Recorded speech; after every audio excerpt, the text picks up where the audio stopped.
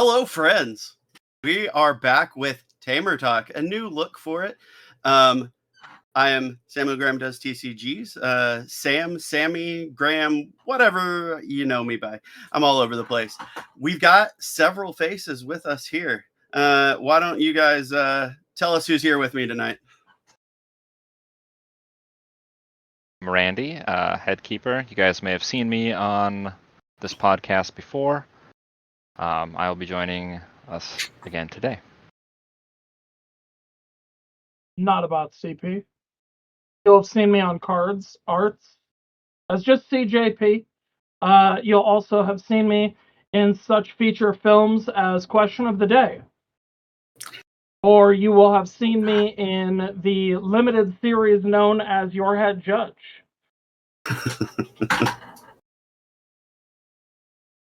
I'm G-Vader in the Discord. I do a lot of stuff behind the scenes, so I make the cool stuff. So I do a lot of the production side, and then just kind of some of the behind the scenes, creating the Kickstarter, running the Kickstarter. Love it. So the plan is for this going forward to be our primary crew, and just kind of have a little bit of a different format going forward than we have before, talking about Wild Hearts. But one of the things that did happen before that we're going to look into again is kind of just open it up with, hey, what have we been up to lately? We're not super boring. It could be Wild Hearts related. It could just be general day in the life. I'm going to start with saying I haven't been up to much. That was just for Not About CP. I actually have been up to much. This whole week has been a roller coaster, honestly. Had a bunch of birthdays and family stuff last weekend. Had my day job boss fired on Wednesday, which was very upsetting. Not thrilled by that. Had my parents' 50th anniversary and celebration thereof yesterday, so that was awesome again. And then when I came upstairs to record this, it was 80 degrees, which is not how I keep my house heated. I prefer it much cooler than that. So roller coaster, definitely a roller coaster the last week. What's everybody else got? Randy, what do you have going on? So we are moving, and it's been an experience. Be honest with everyone. Put it in quotes. Isn't it always? You keep telling us you're moving. It's been 6 months. Well, yeah, that is fair. It's actually been years. So we've been moving for years, but this year we actually took it seriously, and we got our house ready. We put it up on the market. We've had multiple showings. We actually found a really cool place in the area we want to live in, and we put an offer in on it, and they accepted it contingent. So we have to just sell this place now within the time frame of the contingency. I don't foresee that really being an issue, given we only put it on the market last week, and we've already had like a lot of showings. So it's been really stressful. It's also been really exciting. It's really been a lot of things. But hopefully it'll be good things is the hope of the end goal here, because it's just been something that we've been working towards for so long, and the area that we're moving to has been an area that we've wanted to move to for a while, and and the house that we put an offer in on is like really amazing. So hopefully everything just falls into place here. Nice. And everything works out. Yeah, it's one of those things. It's always kind of a pain in the keister when you're doing it. But once you, again, takes a minute to do this too. But once you get settled, it's usually worth it. If you're landing in either that nicer house that you dreamed of, the area you really wanted, that's awesome. Yeah, another thing too is like, so if you'll notice, I am in a walk-in closet. The new house we put an offer in on, I will actually have my own office, and I can do cool stuff like have a bookshelf with cool books like you have behind you. So I like it. Goals. No one thought that was a walk-in closet. We all just thought you were in a hotel room. and you were steaming laundry in the bathroom or something. Well, I mean, we're not supposed to tell people, but okay. Why not both?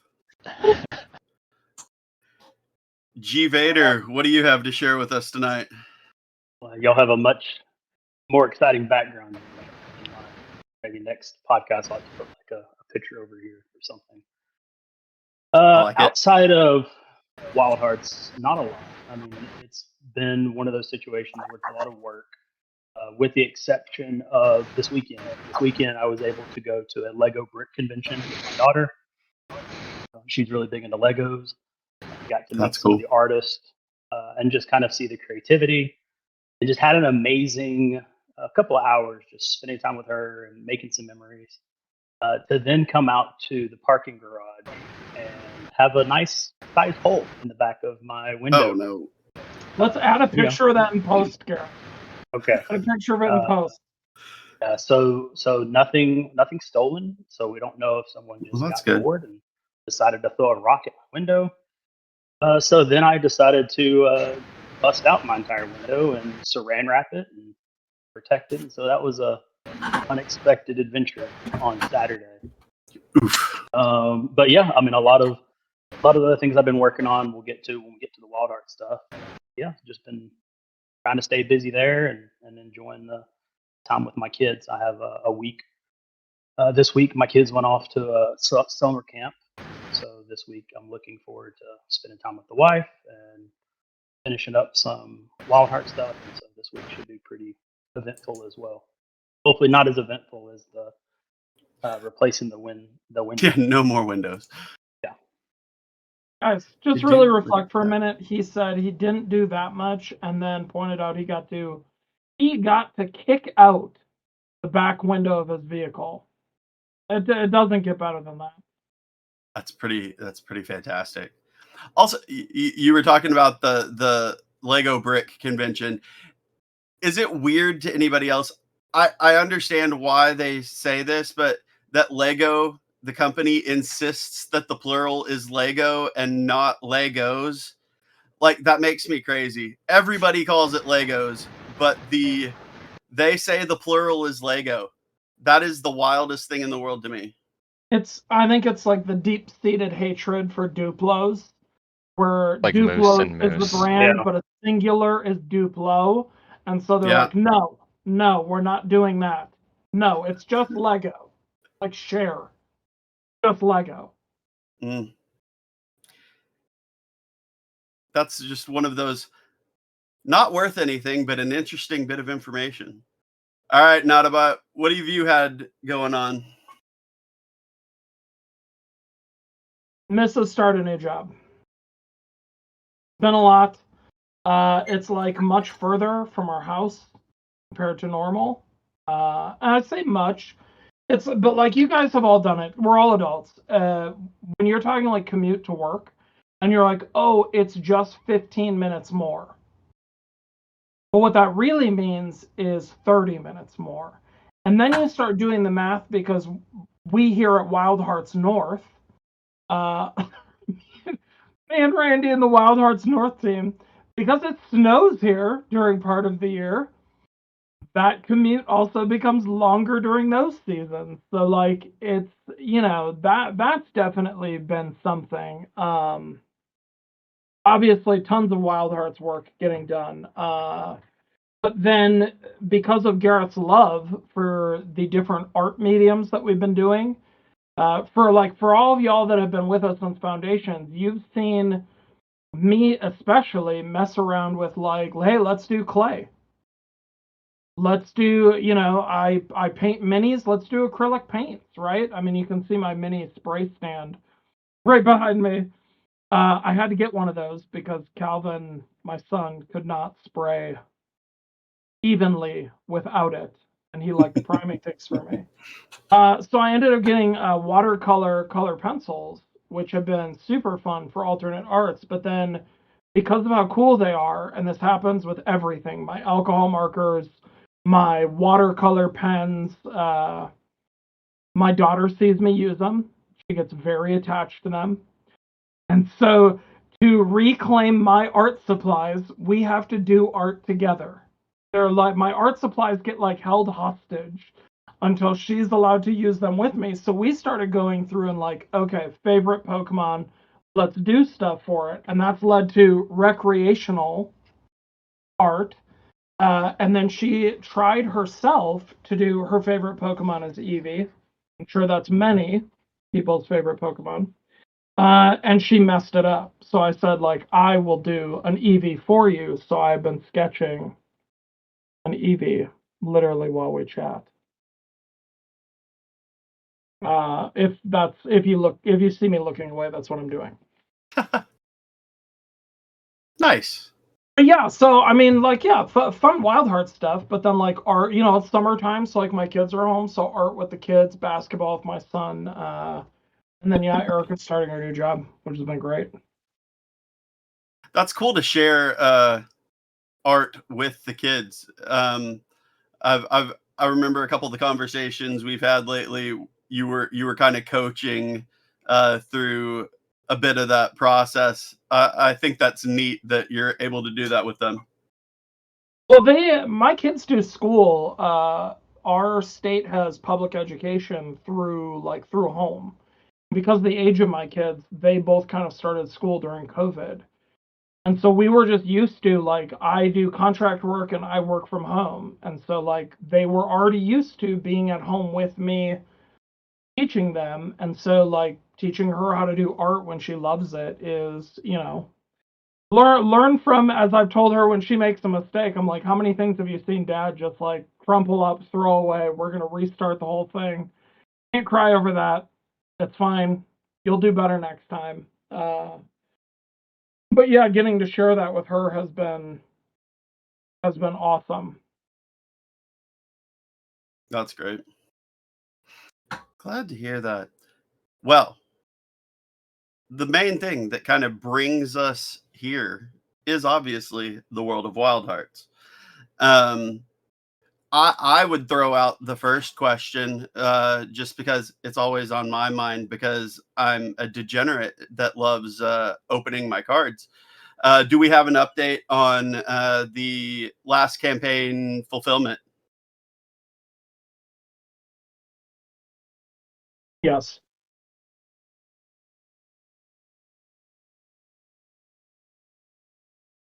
Okay, that was not much information. He wanted us to expand on it, guys. I have no idea. Gareth, do you want me to start and you can finish? Yeah, you can go ahead and go first. So, examples of Gareth said he needs something behind him, guys. I think I've figured out what we can put behind him. It's the Series 0 poster. Ooh. And it looks good. It looks good. I mean, there are quality of life things I would do if we were doing more of them. So we'll see how popular these are. But if you've ever asked yourself, how do I get that Tortu on my wall? Why isn't Kindolf in my house? Or, boy, that Sparkle looks tired. I too could use a nap. This is the poster for you. Nice. I have samples of that. Nice. That's the biggest thing I have in the house. Hey, fair enough. It's a good looking poster. What else you got, Gareth? Yeah, so just kind of going through the line, going down the list. So our wooden tokens, so that's our kind of our upgrade pack, along with our pins, are all. Yep, there's the sample of them.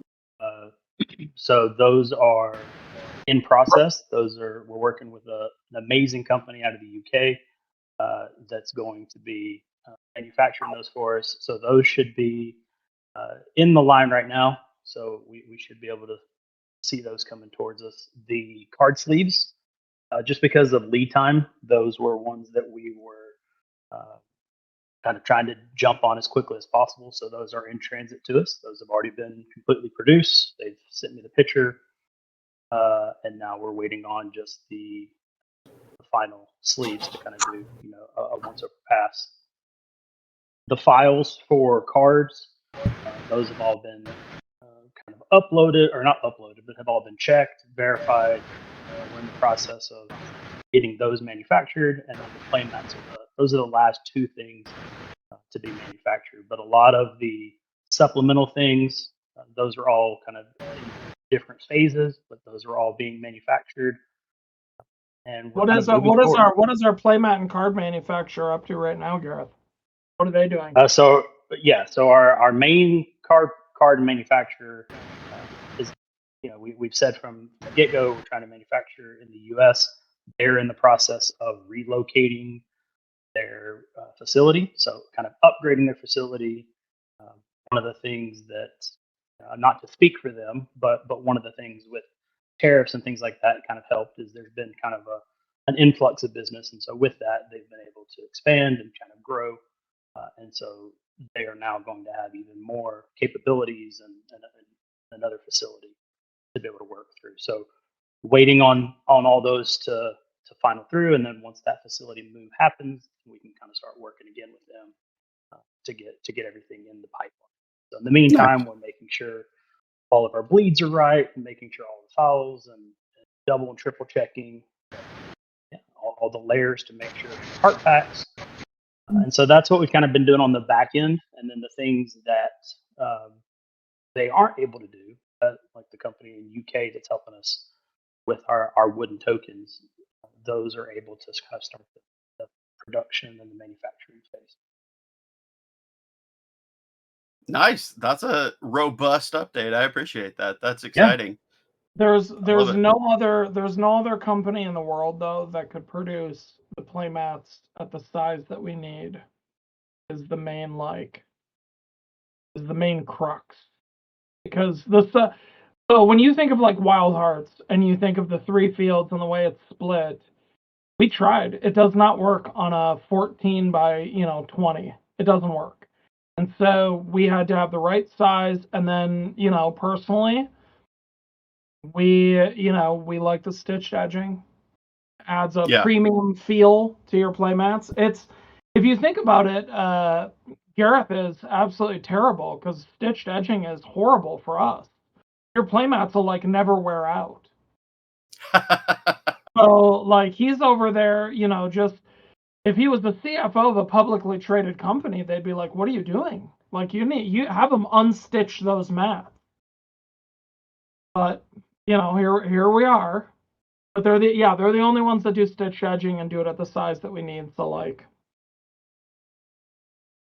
no planned obsolescence here is what you're saying. Like this is a quality product. Yeah. We're trying, and obviously the suggestions of, why don't you just print it on paper? That won't go so well either. Slides around. Harder to stitch the edges of paper for you too. Not impossible. That feels like it would be a little bit of an odd move. We'd switch to staples. Yeah, it's stapled. Edges are stapled. Stapled edges. Funny you say that, though. Actually, funny you say that, because if you look at the edge of our rule book, what do you think that is? That is side saddle stitching. That's a good point. Yeah, paper can be stitched. That's a good point. I was just picturing more like the specific style of stitching that's on the playmats. I have one right in front of me, so I'm fiddling with the stitching as you're talking about. You would have one right in front of you. I do. This is the same seat where I play my webcam games. So my Rampage at the Roost playmat is sitting right in front of me. Oh. Gareth, what about pins? Did we talk about pins? Ooh. We did a little bit. I mean, the same manufacturer that's doing our wooden tokens are doing our pins. So one thing that we are introducing through our LOPS event, and then through some of our future campaigns, is we're going to be looking at creature pins, which the Majabee was one that that CJP revealed a second ago. But we also have the style pins, All of those were available, or the style pins were available through the campaign. And then the magic being, we have a couple other surprises for some of our lot event in the future. So we're excited about that. I mean, we have an undisclosed amount of familiars for set one, and so my preference would be at some point there's some love shown to some of these other creatures, but we want to make sure that the demand's there, the excitement's there, and so I think that having these pins out there and having people show them off, have them on their backpack, whatever it may be, and trying to drive that excitement. And who knows what other creatures you might see pop up. Not quite. Yeah, that was something I was thinking about with the pins. Is I've got a cork board with a ton of pins on it, but I'm like, ooh, those aren't gaming pins. I could actually put this on a bag. This is exciting. That's true. Also, the way our pins are set up, if I wasn't displaying them, they're in a tiny little like messenger bag. So, where they normally sit. So I guess mention the pins. I know that the pins are also wooden. Are the pins and the tokens ultimately pretty similar, just with the pin addition, the way they're constructed, or is there a significant difference in the construction of the pin part itself relative to the tokens? It'll be similar. It's a different wood. Okay. But we're using it's like a recyclable wood. So I think the pins are maple, I believe is we're working with the manufacturer. We wanted to make sure that these were sustainable woods. So it's not just these are just kind of put together, but these are actual working with particular areas in Europe where they're pulled from. I would say trees that are quickly replanted, and so we've got, I think, maple is the tree for the pins, and then birchwood, I believe it is, that is for the token. So very similar in quality and chunkiness and thickness. Size is similar. So our tokens, you have one token for the initiative token, then you have one for 2-player and the multiplayer games for 3 and 4-player games. And then the tokens themselves are very similar in quality. Multiplayer. Yeah. Nice. And then, so one of the things that I do enjoy making little kind of winks to the community is CJP. If you'll flip over one of the pins, so one of the things that I wanted to make sure that we had, I don't know if we can see it on camera, but it has a little backing that's a heart. And so, I didn't want just the traditional little metal push pins. I wanted to, make it a little bit further and try to throw in as much, winks and not necessarily lore, but as much fan service as I could for myself and for the rest of the team. Hey, where can we incorporate hearts? There's a game that we'll probably talk about here in a little bit, and there was, well, can we throw in a heart into the graphic design? And so trying to throw those little nuggets in for the people to appreciate. If they notice it, great. And if they don't, they just, hey, man, it's a really cool pin. I never noticed that the backing is a little rubber heart. So those are little touches that we try to add just to say thanks. Thanks for supporting us. And, by the way, this is a wild heart pin, not just a random creature. He's being nice. I love that. If you don't notice that stuff, wake up, people. Get it together. I don't know, man. People don't notice a lot of things. Well, I distinctly remember when we got these, Randy, you were like, oh, the back has a little heart on it. Yeah, it was pretty cool. Yeah. I expect that comment in every household with the pins. Oh, heart on the back of it. We're gonna put that quote. We're gonna put that quote on the Kickstarter. Oh, there's a heart on the back of it. But with just Randy's that. with Randy's face, Garrett, through this. Mm-hmm. Perfect.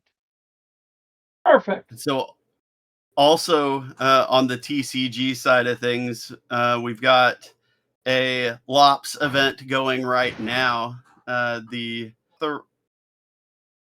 Yes. Chaos and Sumner City, and it is indeed chaos and a mess. Have you guys paid any attention to the standings currently and what is happening in this monster of an event? I have. All right, let me throw out some goofy things because I hit Randy with one of these earlier. Okay. In the last 3 events, what is the frequency in which Tornado has been used, guys? Not much. It's a point for later. But It's yeah, not much. literally one time. Outside of me forcing you bozos to use it. It is literally one time. And what is it being used again? And guess what? It's riding a 3-0 win streak. Tornado for the That's win. impressive. Win to win, baby. That's 3-0. impressive. That one is nuts. Single jelly cannon trossum. Not one win. There's no fan mail in the deck though, so I feel like that's what we call karma. One Skyson, no wins for that Skyson. He's lonely. There's 83 spiders. And only 11 decks. We're not sure how it happened, but there's way too many spiders. Every game you look at, someone's like, oh, there's a spider. And its win percent, I feel like, is, what am I looking at here? Like 50-50. I was about to say it was pretty close to flat. Well, when everybody has a spider, it's gonna be because a spider has to win and a spider has to lose. Like, it's just too much. Well, when everybody has a spider, does anyone have a spider? That's pretty much. Chase is ruining every curve because he's playing Kindolf and Bat, and no one ever listens to you when they say, like, hey guys, have you ever thought about running the swamp? Y'all are using the spider. You're using the snake. There's no reason you shouldn't have every ally of his like removed, so his Bat has nothing to hit. But for some reason, here we are. There's one Magibee. That thing's got 1 win, 1 loss, so it's at 50. As usual, there's like, what, 3 Chrisms? The Chrism is the second steadiest, and it's fine. Not me. Oh, actually, never mind. Chrism is not fine. Chrism is 3, 4, 5, 6 losses, 1 win. Wow. Oh, I'm sorry. No, John is messing it up. John is ruins. 6 losses, 4 wins, something like that. It's not great. The Owl is getting like bodied in this one. The Owl won the Series 0 qualifier with Simba, who is non-existent for this event. Here, the Owl doesn't have a single win under his belt. But you know what's really like heartening to see, just for a moment, guys? I'm gonna shout out to Shockwave. How many events has Shockwave played in and he has been like, oh, I didn't really win a match?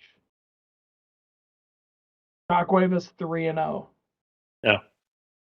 I love to see it, honestly. Shout out to that man's grind, getting him where he needs to go this time. That's awesome. He's been a pleasure to play with every time. So I'm glad to see him get that success this time around, really being able to hammer it home.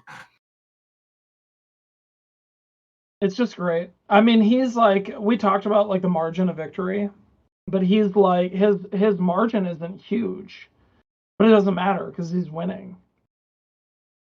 Right? So it's like, that said, he still has to play John. So yeah. But there has been some tight games, which I think has motivated some of these other players to play a little bit more serious than not just every. There's been a couple of conversations I've had with players, and it's like, hey, those were close games. I need to get some more games in. Like I need to, and they're already kind of getting to that mindset of, yeah, the tournament's not over yet, but already kind of getting that mindset of, hey, I need to get better. I need to look at more synergies. There was a game that went on today, and one of the players was going up against John, and he was like, I got to see some of these synergies. I got to watch those played out. And so it's great that other players are kind of, especially some of our newer players, are learning from some of our older players. And John is a yeah, A1er. I think Shockwave is a prime example of that. Of watching other players, seeing certain play styles, certain counter plays, and then taking that and now bringing it to this tournament, and is currently 3-0. So it's great to see. Well, yeah, and I think there's such a depth to the deck build for synergies and Wild Hearts too, because it's not just about having the deck synergy. You also need to, since there's only 30 cards, you can only do so much. So every play that you make has to be kind of the right play. And there's a whole learning curve to that. Like, I mean, I do quite well, but then if I play against CJP, you'll see me do not quite well. It's because there's this depth of learning that, like, the right plays aren't always, there's a lot of nuance to it, and there's a lot of like forethought that needs to happen. Like if I do this and then he does that and then all this stuff, and like what cards could he possibly have, because there's only 30 cards, and like if I use this answer now, will I have an answer later when he does X? And like that stuff comes like as you play, but it can be really hard kind of in the beginning. That's true. Counter to Randy's comments, I think before we started this, of when he teaches people, he likes to drag them along. I'll just point out 9 out of 10 of Shockwave's matches have been with me, and I'm a buzzsaw who just rips into him. So you can get better just getting cut down, and then. But to be fair, you all know Shockwave. He wouldn't have it any other way. Yeah, some people have that like indomitable spirit. Yep, I've said, like, we can throw goofy stuff together. That man wants to have your best shot.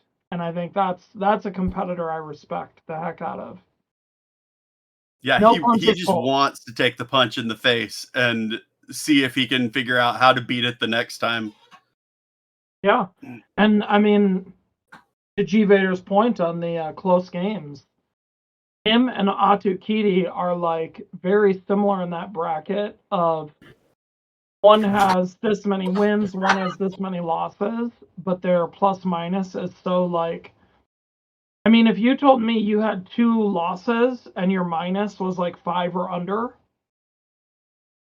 those very easily, as G Vader said, those very easily with a different play here or there, would have been a win. And you'd be looking at an exact opposite on the board. Very, very, very similar to, and Randy brought up those plays. I was watching you play Mario Fan. And you guys were not watching, but there was a play where he played Shaper Magic. So he plays Shaper Magic, resets one of Sammy's creatures is familiar in this field, is familiar in this field. But the only thing that was in the middle field was his Rapture. Sitting at like, I think it was +4, +5. +4, something like that. And he was like, oh, I thought, block would absorb it. It wouldn't. I was like, do you want to? Because it's your own effect. Yeah, if you want to unwind that, I mean, Sammy knows you have Shaper Magic now. If you want to unwind it, do something else, like by all means, we're trying to run Lops like a casual event, right? So like, if we're all just being friends and, and he's like, no, Shaper Magic is still the right move. Well, then we get to the last round. And you did not win that game by a big margin. Had he No. not Shaper Magicked, he would have had the I would power. not have won that game. He would have had the power on that Rapture to win that feat. And so it comes down to like those, like you said, Randy, those, if he uses the answer now to try to level this round, the cost was his Rapture. And then in the final round, now his Rapture isn't tall enough to get over what Sammy's got in that field. And so it was a really like interesting reflection point to be able to go back and look at that play. And not that that was the deciding play, because obviously that influences a ton of other decisions. But to look at that and just be like, boy, yeah, so that Shaper Magic ripping like even 4 power off the Rapture, sealed it in the final round, is, to G Vader's point, you can look at that and go like, okay, knowing this deck and how I'm playing, I need to get better at the timing in which I use these big answer cards like Shaper Magic. Yeah. I mean, I know, I remember there's a game, I'll say it was just a couple of weeks ago. It had been a month ago, but me and Randy were playing, and like there were some misplays on both of our ends, and then I remember because I tend to not want to take. I mean, me and Randy have been playing this game for a while, so I don't like taking. Not paying attention. I have a better move. No. I'll just keep playing it out because I revealed the card. I played it out, and immediately it's almost like, okay, I lost that. And in this particular case, it's like, yes, Randy won, but I lost the game. Not that Randy beat me, but I misplayed. I misplaced here. I misplayed here. I misplayed here. And so you're able to go back and reflect, and that's one of the most exciting things that I enjoy about Wild Hearts is being able to go back and say, okay, if I would have done this differently, and then running that exact same deck, I guarantee you that if me and Randy would have done a rematch, that deck, obviously because of card draw, but also because of you learn from those mistakes. And I think that's what's my favorite part of being part of the team is watching these people in the tournament, especially the games that are recorded, so that they can go back almost like a football player. They can go back and rewatch their moves and learn from it and see the growth of our players. To see the growth from tournament to tournament, from interaction to interaction. Just these people who you can look and you can say, okay, well, this particular person maybe has a one win, 2 losses, but yet their energy and their excitement about the game is still up there because for them it's not about the wins and the losses. What can I learn? How can I become a better player next time? And I think that's what's really cool from the outside looking in, watching players play and watching that interaction, is to being able to say, yes, I got outplayed. That may be, but then there's other opportunities where it's like, I outplayed myself. I missed this, or I should have brought this or whatever it may be. But the growth in players is amazing to see from this side. I too love that, but I will miss, as Randy and I have talked about a million times, I will miss Chase on this side of the fence, Gareth.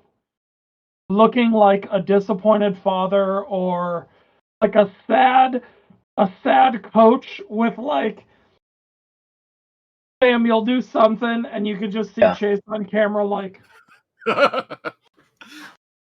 why? Yeah. I used to comment on his videos because I'd be like, well, they can get out of it if they have this card, or this card, and they do this, and then Chase would be like, they don't have any of those cards. And I'd just be like, oh, like in their deck or just like not in their hand? He's like, they're not even in the deck. And I'm just like, oh, okay. Well, yeah, like there's no salvation coming. He's got the deck builder pulled up, so everything you're saying is just, you're like, wow, but if they have Shaper, they don't have Shaper Magic, Randy, stop. Yeah.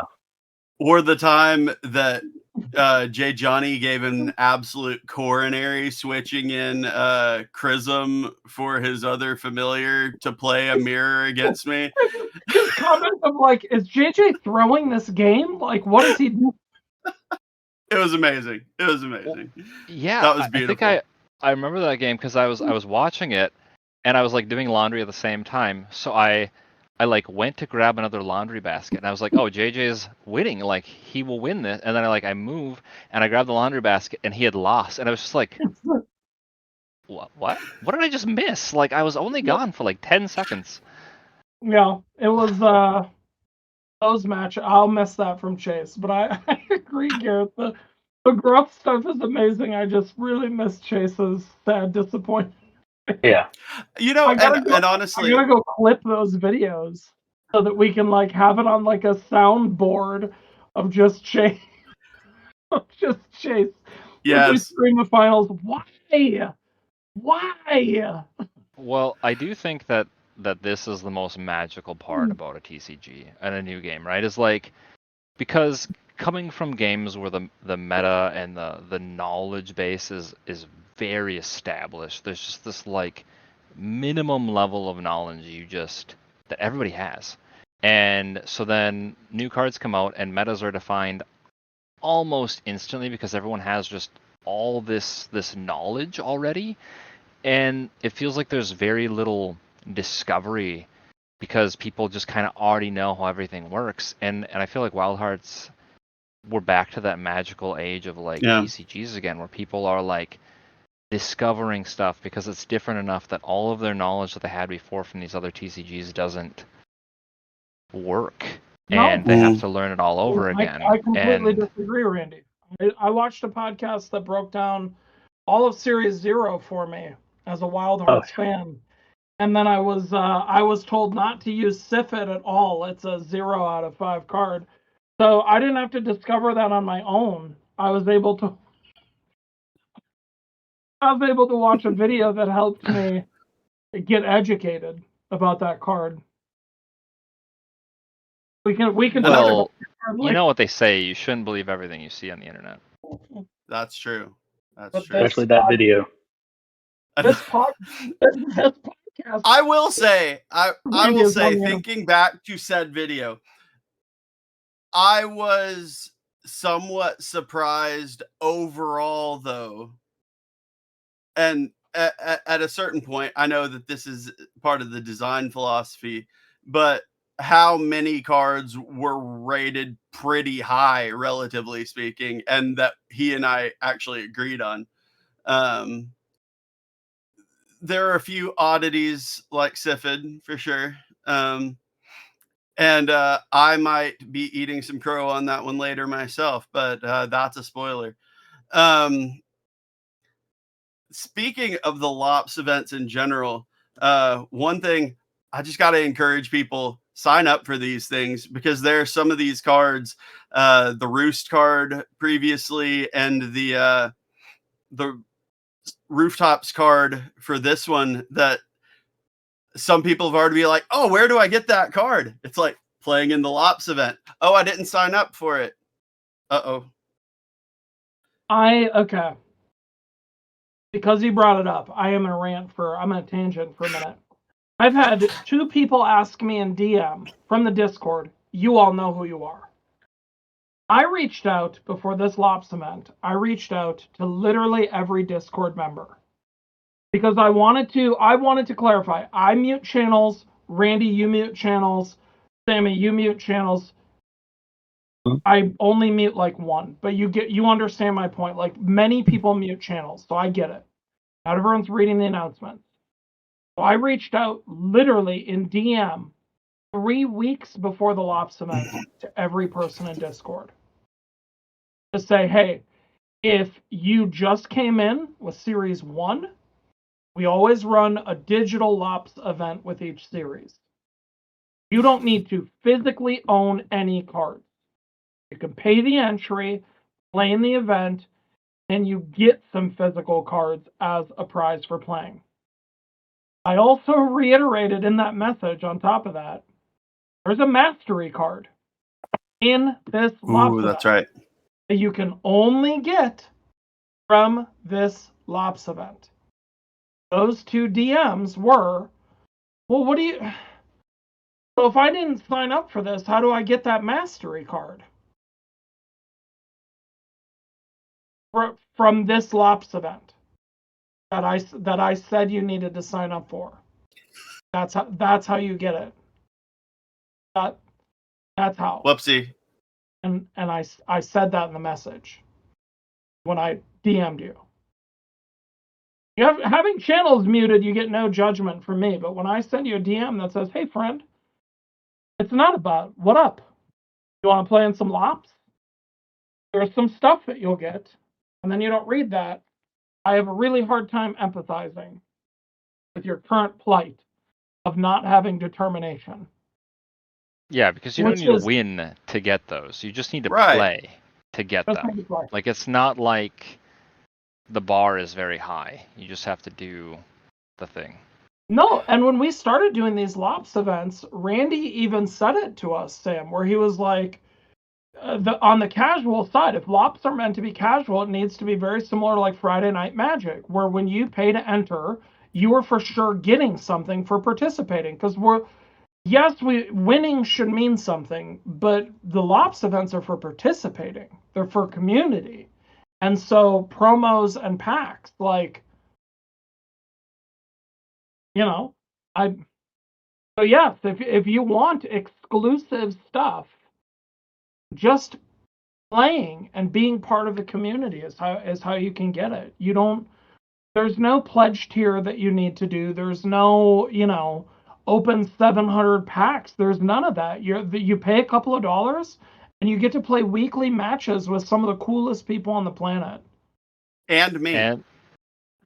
And there's no barrier. I mean, there's no card barrier, right? Like, you're not going against people who have, all the cards. You all have all the cards. And you don't. Yeah, everybody has all the cards. There's no. Yeah. So it's just how good of a deck can you make? So. Well, yeah, and it's a little crazy to me. I look at the Lops events too. I think I was saying this. Because Jonesy is one of, I would say, our more casual players. But like, if you look at his digital event registry, he's played in every digital event, and his decks are always super experimental. And I think that's a great way, Randy, to look at it. Is like, if you don't own a lot of product or any, the Lops events are such a great way to just like, what's your dream deck? What do you want to do? What familiars do you want to play with? What styles do you want to play with? And just go wild and build whatever you want. And that might not be available to you physically, If I don't pull these legendaries I'm thinking of, is it like, how is that going to affect my deck? Well, you can test it. Yeah. Mm-hmm. Yeah. So, sorry, sort of minor tangent. Minor tangent. It was related. And I do kind of have a follow-up question to that, actually. With depending on exact timing for the Series 1 arrival, will there be another digital event before that? I know you switch to the webcam events typically once cards are in people's hands. TBD. I think realistically, if we can't get things manufactured on the timeline that we want, I think I can speak for all of us on staff when I say, like, we just want everyone to be able to have fun and play the game. And so if we're, I'm thinking of like Foundations, how many digital events and how much digital stuff are we doing, guys? Like, depending on product, absolutely. Sure. Absolutely. But maybe there will be another one. All right. Anything else we need to talk about on the TCG before we talk a little bit about some other stuff, maybe? I have one request for everyone in the Discord and everyone watching. We're gonna have a Series 2 Kickstarter preview page up. It will be up shortly. Everyone needs to follow. That's the request. To make a TCG, it costs. Do understand that at least half of the week, my hand is in a brace. Do all of the art, guys. My hand is in a brace. All of the campaign. That's it. That's my request. Fair.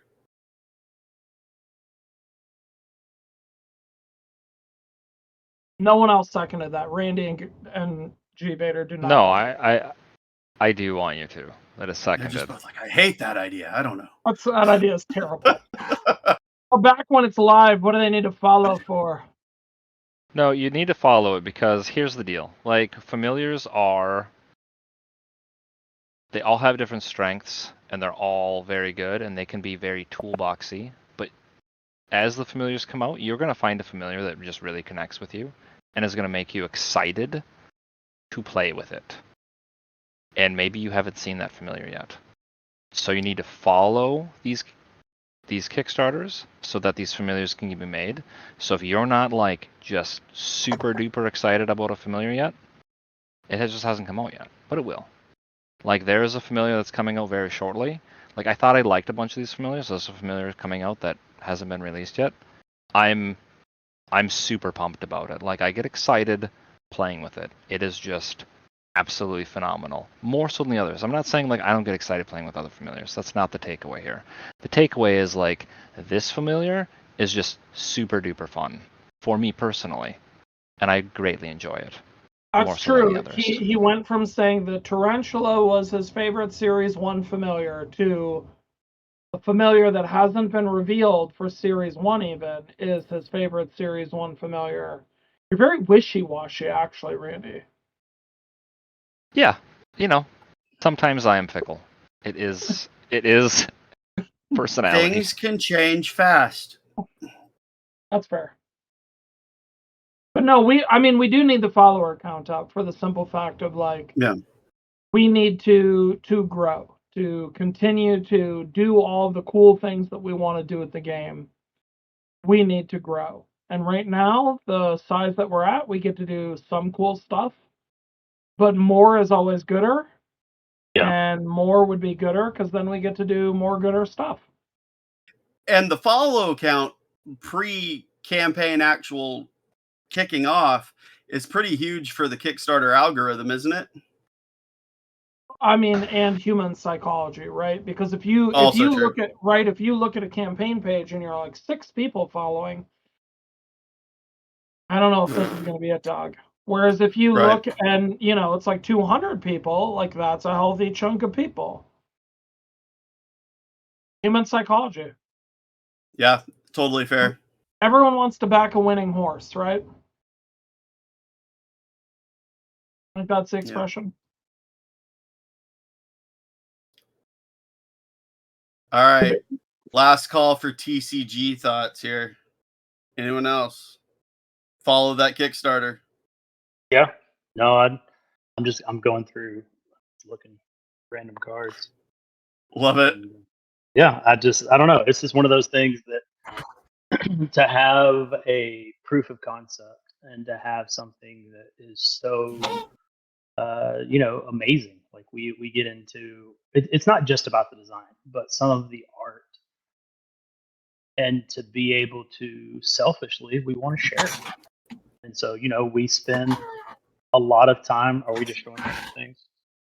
Well, everyone's showing off stuff. Mine wasn't random. It was go to fly.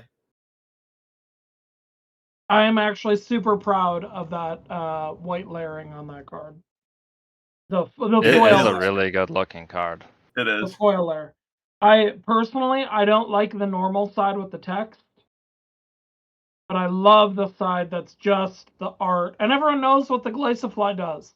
We reset and we push our power. We don't need to read that again. Don't tip my card over. I was telling everyone about the watercolor colored pencils. This was actually the first one for Wild Hearts that I had ever done once they arrived. Was the Alpha Kindle. Yeah. Mm-hmm. That was the first one with the watercolor colored pencils. I love that one. That one, yeah, that one is one of my favorites. And because it's just like a profile shot. It doesn't even need to be anything like the Alpha Glaciafly is like really action. We're throwing a big blizzard here. The I think Kickoff this one was is just, that we're was my good. favorite. Oh, that's Yeah. a good one too. I do love that one. But yeah, I mean, so it's for me following the campaign. It's just like anything else. If you're excited for it, that is a visual and an outward way of showing that you're excited for it, to share that. So we spend a lot of time making art pieces, and because of the way that our premieres are set up, outside of heart packs, those are the best ways to get them, and the most easiest way, I guess, for lack of a better word, because there's outside of the heart packs, and so it's one of those things that we spend the time, we make these art pieces, and we Yeah. want to share it with people. We want people to open up. It's one thing for me to show a card, you know, in a podcast versus Sam opening up a pack and getting a jelly cane alpha. So Yeah. those are things that we want to share with the thing. So yeah, get out there. Very very soon, there will be a campaign page to follow for series 2. Love it. I will, Gareth, I will spoil on podcast because I already shared it with Sammy. I said if he was doing podcast prep, I would show him an alpha. Okay. And we had not shown any Series 1 alphas. So, watercolor fans unite. Alpha Magibee. It looks so good. Oh, that is I really love good. it. I love So, it. if you've ever wanted to see an angry honeybee, that's your card. We've talked about this. I'm terrified of bees. It's an irrational fear. Like, I understand. It makes no sense. I just can't do it. I also weirdly want to pet one. I don't know how to reconcile those two things in my head, but it's true. If You could go. If you were visiting my house, my friend, the flowers that I shared earlier, Uh-huh. I have so many flowers now around this house because we all know the drill. The missus says, "Hey, let's start a garden," and what she really means is you start a garden and you maintain it for me. We've all been there, right? My house is like a bee sanctuary now. So like those flowers Nice. that I posted in question of the day, those flowers are like bumblebee heaven. Up to They here come with bees. and they come sit on our lilac tree too, it's a bush, but it's big enough to be a tree. Yeah. They'll come just sit on your hand. All the bumblebees here are like super. They're non-threatening at all. They're just sweet little See, I need to sweet make little that babies. happen. Anyway, you all All saw right. here. We have talked a lot about the TCG, which has been, the forefront of the World of Wild Hearts primarily, but there's other stuff kind of being worked on too in the process. Is there any of that we want to address tonight? Where do we want to start, boys? Vince? I will say I'll actually kind of ask this question, and then you can field it or not, depending on exactly how you're thinking. This was one of the questions I actually had for kind of the question of the week kind of thing, the mailbag. But somebody asked about another Wild Hearts Academy release. Was curious if something like that was coming. That's something I personally have been wondering about too, because I, like a doofus, didn't back Wild Hearts Academy the first time, and now I look back at it, I'm like, I kind of wish I had. So, anything for Academy specifically? Yes. Yes. I am pulling up. But in post, I'll be sure to add a few things. Set 2 has been done forever. Like done. Like the design of set 1 through 4 was all done at the same time for Academy. And like every set of Academy is a new market and a new Tamer and familiar. So two new students basically, and then a new market. And as Gareth will tell you, his love for Academy, each new Tamer opens up a possibility for us to add more solo modules. Each new market deck, because of the way the market works, is there's 5 pieces to it, right? Like these are the 10 might cards, these are the 10 special cards.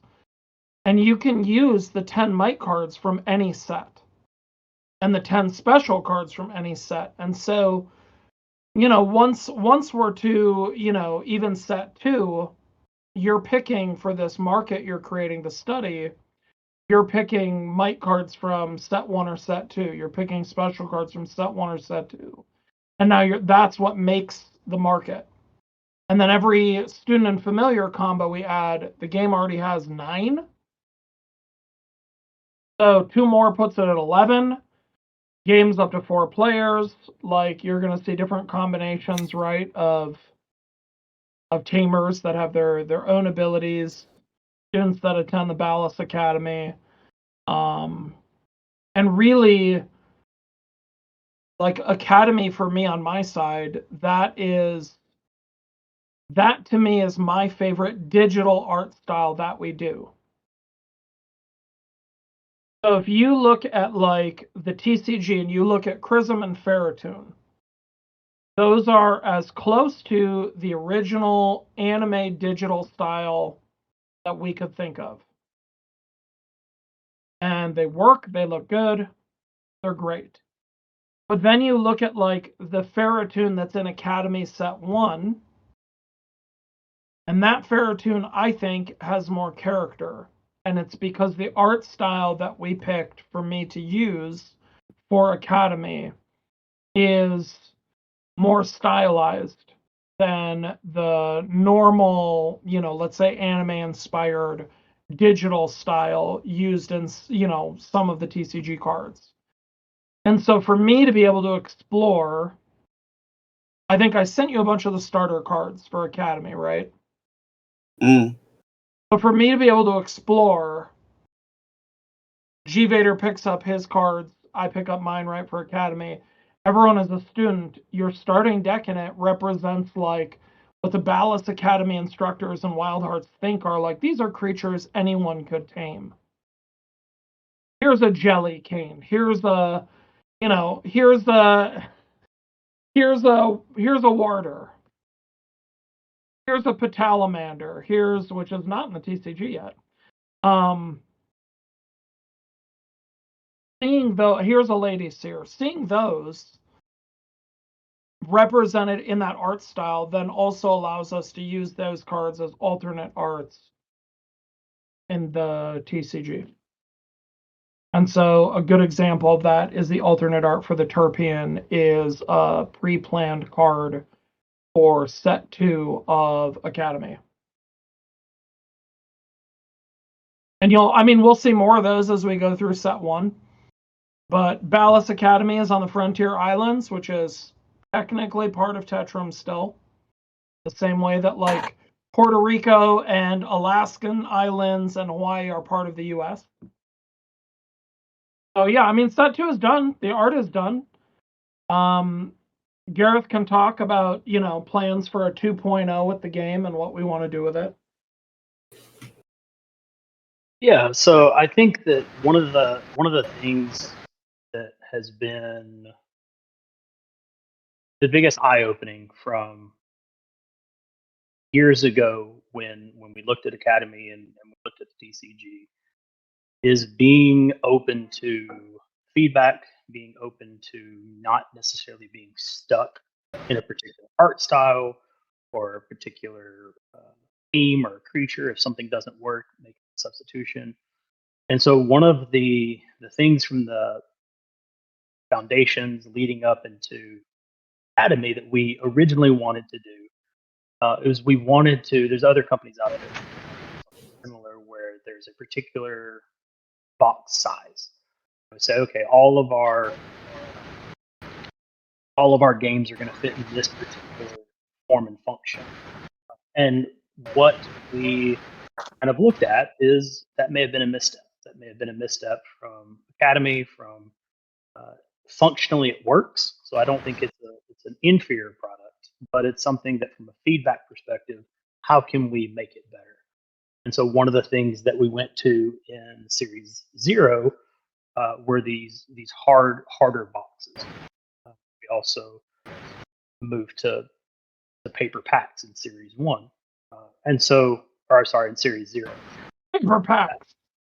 And so one of the things that we did originally was we had a box very similar to Foundations that Academy came into, and we made it fit. We worked with our manufacturer. And there was even a back and forth. Well, are you sure this will fit? Yeah, it'll fit. Here's us making it fit. Well, you can be honest. They just told us it wouldn't fit. Well, sure. But so we had to show them this is how we make it. And there were some visions that we had for the original Academy that we weren't able to translate. There's some things that we functionally changed. And so as we are looking at kind of a 1.5 or 2.0, how do we package things? Do we separate the solo module? And so the solo module is kind of its own standalone expansion. And so if you want to play solo, absolutely, there's plenty of solo content. So we're working through some of those details. The actual packaging, those are some of the production side that we're trying to hammer out. But as far as functionally, mechanically, all of that from that expansion is complete. The bare bones, for lack of a better word, the bare bones of the campaign is built. It's just a matter of us submitting it to Kickstarter and getting it approved. But that is something that we do want to move forward with. There's campaigns out there that have preview pages for 6 to 9 months just to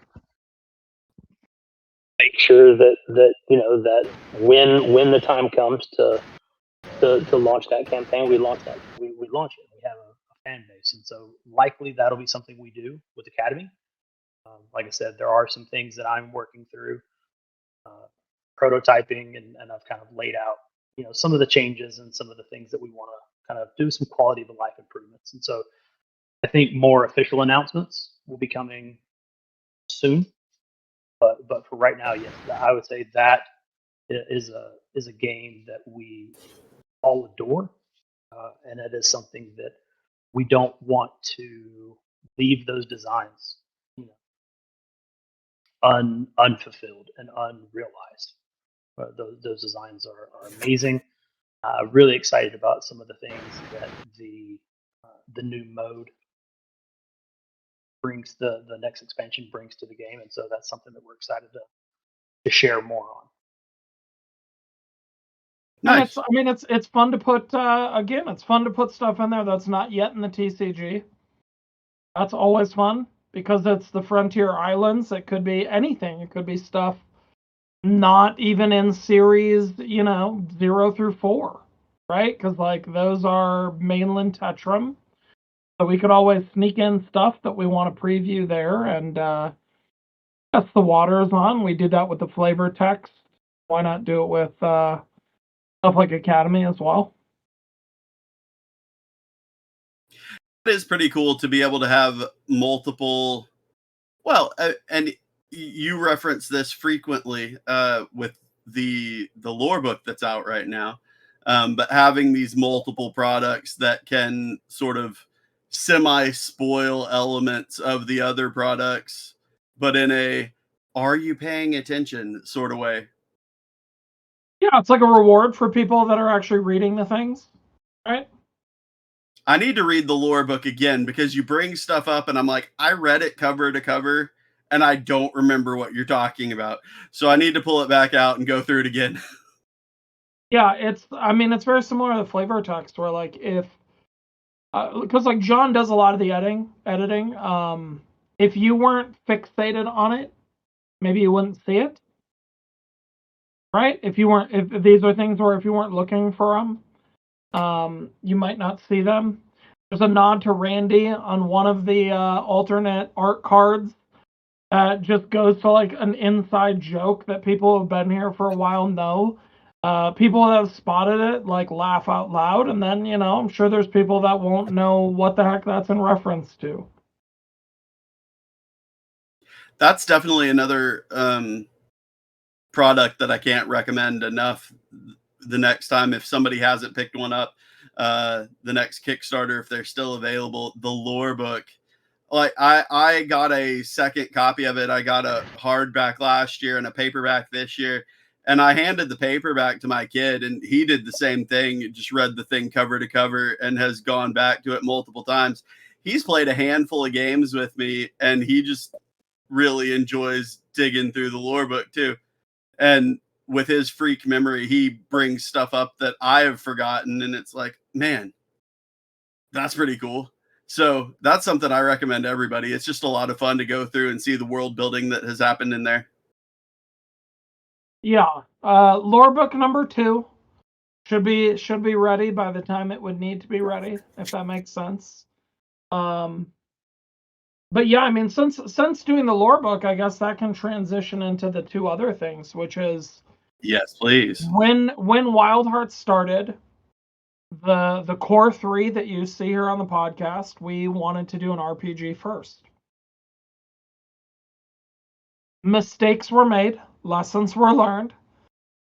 One of the things that I think we kind of came down on, and Randy and I have talked about this like a million times, I'd mentioned it to you, is if you look at the landscape of indie RPGs, it is really hard to launch one that has a unique gameplay system. Unless the IP of the game is like some beloved IP. And like Avatar: The Last Airbender had an RPG launched for that IP. And there were even people there that were like, well, why can't we have this integrate with one of the systems that we know and already use? And so even a popular IP like Avatar saw some consumer pushback on why did this have to be a unique system? Why couldn't you make it, I'm not sure why people want to play their level 30, half orc barbarian alongside Aang and, his people. I'm not sure why, but it was requested. One of the things that we've all been talking about is how do we take the Wild Hearts RPG and the core of what we wanted to do with it, which is telling stories about you and these creatures you bond with. How do we take that and translate it in a way where it could be compatible with systems you already have? And because so much of the framework and work on the RPG was already done, it would be silly for us not to revisit it at some point. And I know that we intend to do that. Mm-hmm. So, as somebody who didn't see that, and there are probably other people who did too, what was the general idea behind the system that you tried to run with first? As you said, mistakes were made. Keeping it simple, like the check system was a D6 system, so it used multiple D6s rather than D20s and stuff.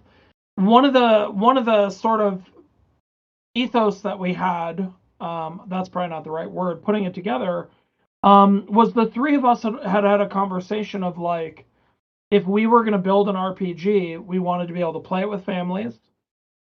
And being completely realistic, everyone has D6 in their house. Do you know a family that doesn't have D6 in their house? That can't buy a package of them at the local like Dollar Tree or Dollar General or something. You know what I mean? Like, whereas to get, I mean, yeah, you can go on Amazon and get like a full RPG dice set. But I think the original intent was just like, This game is going to be cute. It's going to be fun. It's going to be accessible. So people are going to want to naturally play it with their kids and their families. Yeah. More narrative storytelling than Yes. hard, crunchy like D&D. Right. Makes sense. And so with that, then D6s are really easy for kids to hold, for kids to roll. If everyone has them and they're the most accessible option, can we build a system around that? Well, how many kids board games, to your point about everybody having D6s in the house, how many kids board games use just a D6 to the point that people just call them dice? Yes. Like, Mm-hmm. there are other kinds of dice? What? Like, Yep. as a kid, like, those are easy to find. Like you say, kids are used to them. They know this die. Yep. Like, that's easy for them. That makes a lot of sense, really. But I think to do something like that, you would need to have a much larger marketing reach than we have. Yeah. Because you're not reaching the kids who would play that aren't really on Kickstarter. Right. Absolutely. And then so now you're having to market to like families, parents that are on there looking.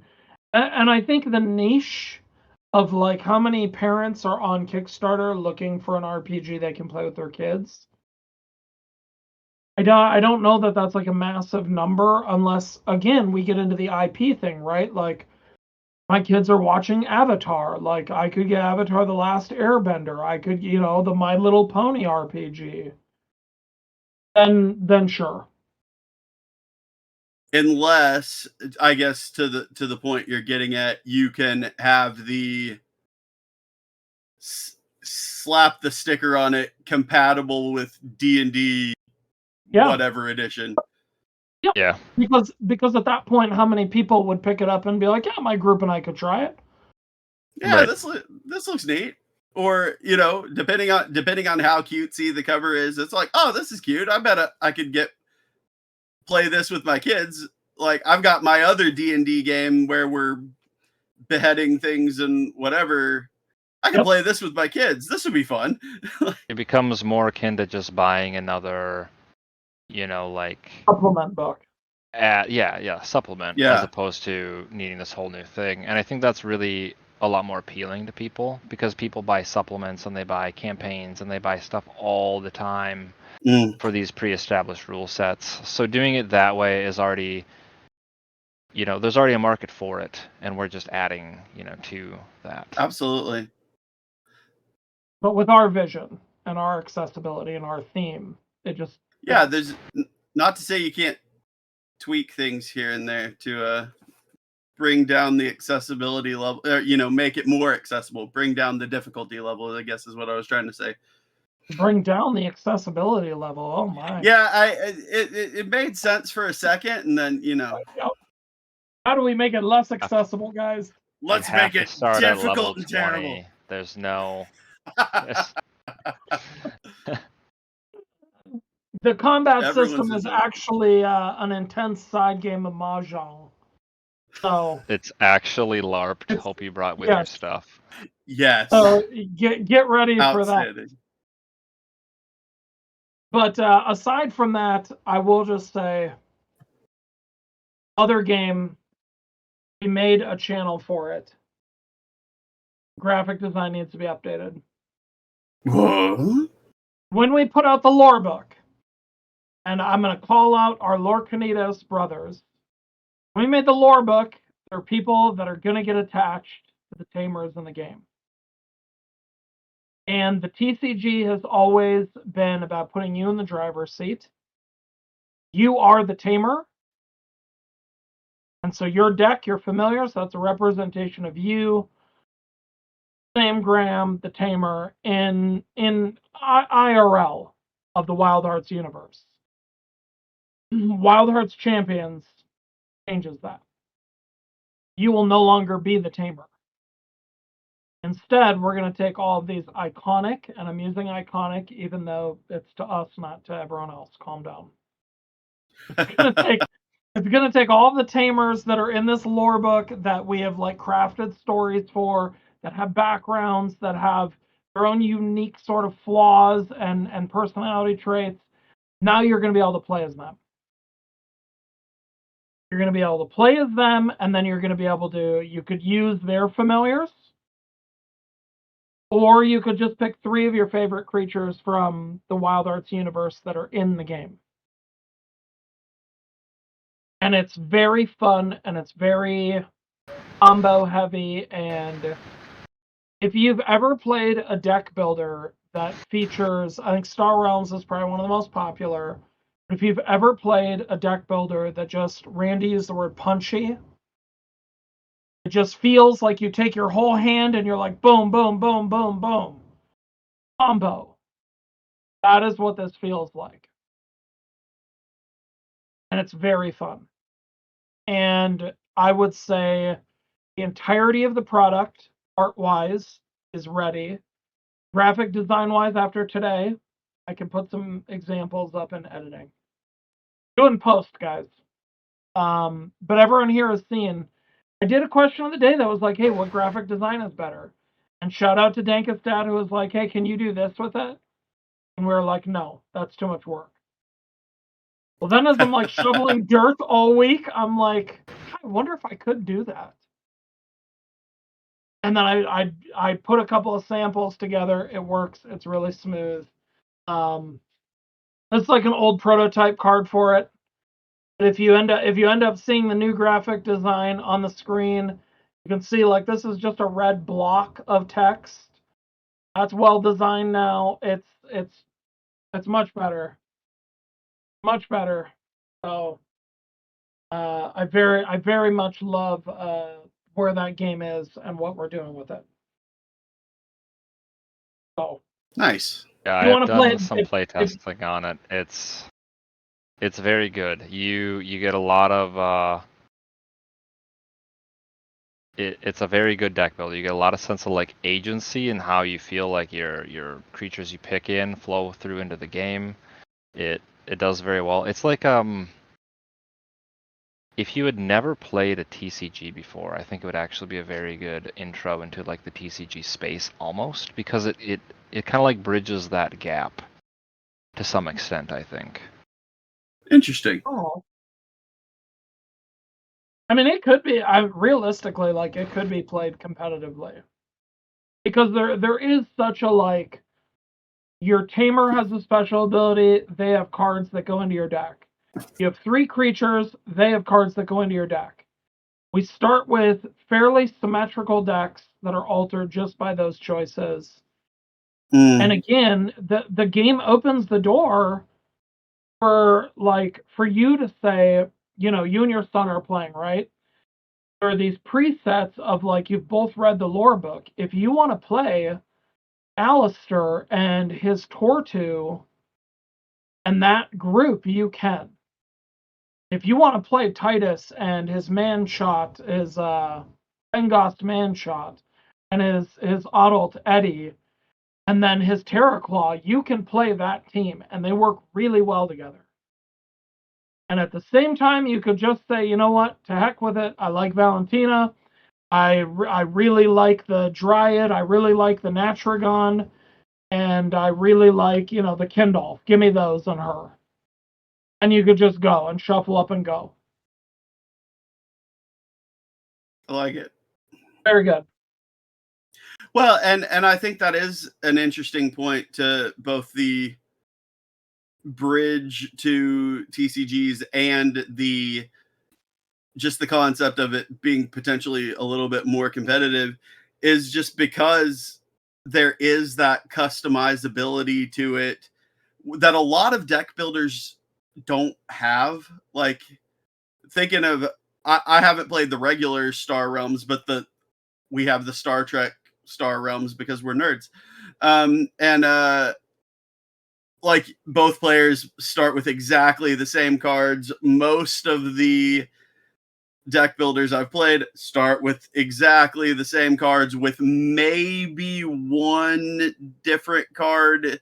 If it's like a Lord of the Rings deck builder, I guess is one that I've played a lot of, where you get somebody's special weapon thrown in with all the cards, but that's it. that sounds pretty cool. Just to have those little things that you're able to tweak with the deck. That sounds fun. Well, yeah, and it's so if everyone starts with tackles in their deck, and that's like they generate this economy for you. But you picked Kindolf, and so one of those tackles is actually Kindolf's special tackle. What does that do that's different, right? And then there's one that generates currency to buy cards. What happens if you swap that out with like the Jelly Canes version of that? But his actually doesn't let you buy cards. It lets you do something, right? So like Sure. the expression of like how we can tweak that starting point is as you said really interesting. Yeah. And I think we did some of this with when we were talking about Academy. We did some of this with every student in Academy has their own unique tactic card, and those get shuffled into the deck, and then they have their own player power, right? And so this is very in the same kind of family where each tamer has their own powers. And then also the creatures you pick to influence your deck right off the bat. So that'll be coming up. It. But if you're wanting to try, because we always do try before you buy, very consumer friendly like that. Just like the TCG, Academy and Champions will be free to play digitally with the people in Discord. So if it's something where you're like, oh, I don't really like deck builders, you could try it and you could see if you like it. Yeah. Find out. Maybe. Might could, as Gareth would say. Might could. I love that. Well, that's a lot of fun. Other projects. Is there anything else behind the scenes that we should know about beyond those? Gareth, wait to tease the TCG thing until we do mailbag. Fair enough. The co-op stuff. Wait. Yeah, I know what you're talking. You saw the mailbag, so wait. Leave him. Well, all right. Well, that's a lot of good information about a lot of exciting stuff coming up with various games in the world. That's got me hyped. So back to the TCG a little bit. We're gonna everybody kind of has a card of the week that we're gonna discuss. Mine had a slight spoiler earlier, but I'm gonna let the others go first. So let's start with G Vader this time. What card of the week do you have to discuss? This isn't necessarily like some of them will be cards that are speaking to us at the moment, like mine is.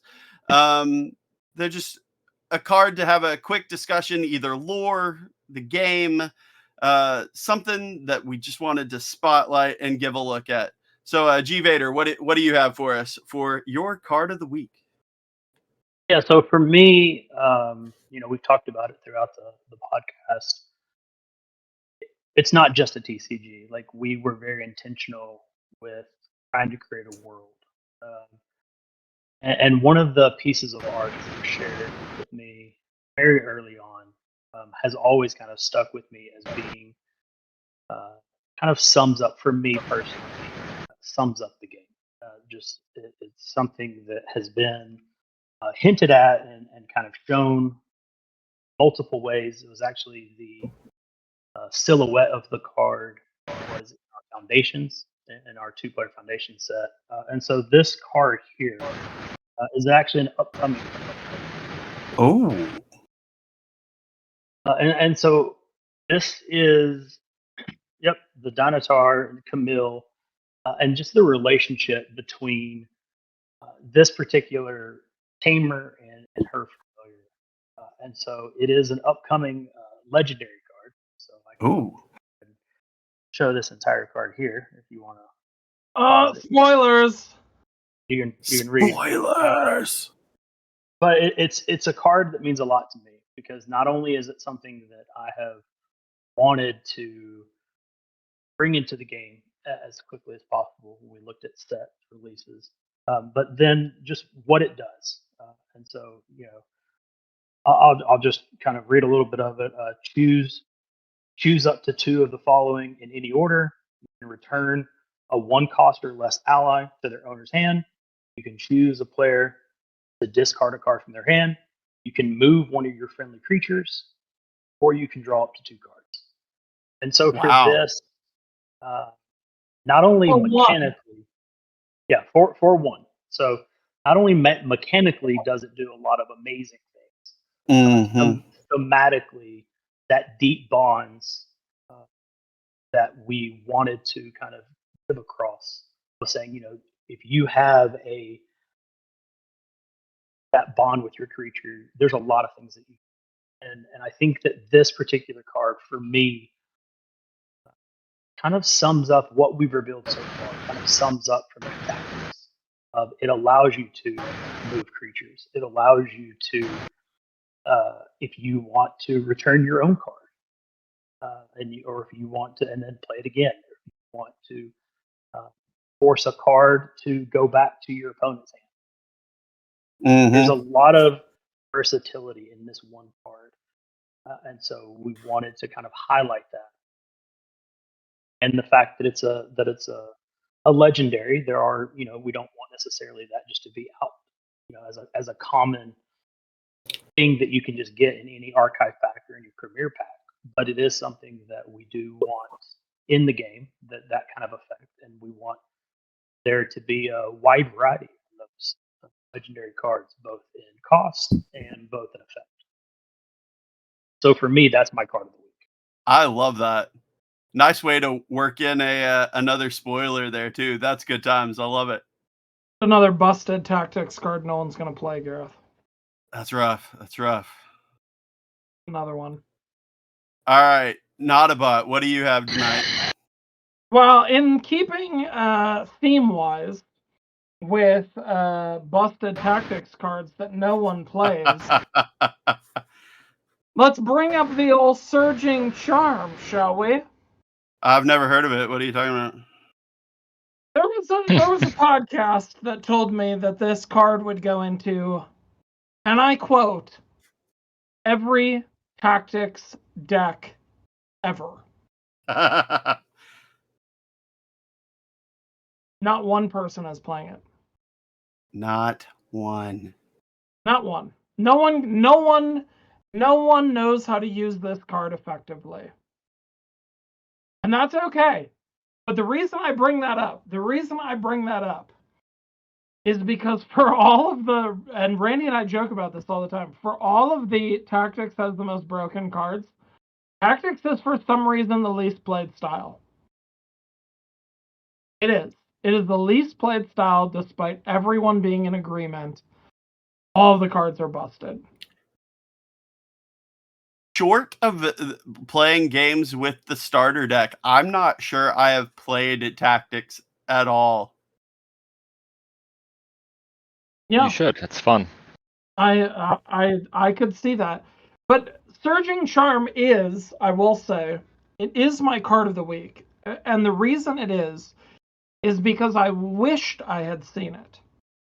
In the Lops event as it currently is, Vesperoon is one of the Tactics allies. Vesperoon, or one of the Tactics familiars, my apologies. Vesperoon, there are currently 3 cost cards in the game for Tactics. Ballast Whistle and Surging Charm. Vesperoon loves him some Ballast Whistle, because Ballast Whistle puts creatures on the board that Vesperoon can then trigger the debut of. So I understand not seeing it there. Then we get to the other Tactics decks have Owlusion. Okay. Owlusion loves having multiple copies of creatures on the board. So again, Ballast Whistle feeds the Owlusion perfectly fine. And so I understand it being there. And then there's the 1 copy of Trossum being used. And that deck actually has the Jelly and the Trossum. So that deck, to me, it would have made sense to be in, because I don't think the Whistle is the best thing, It's not bad. The whistle is always great.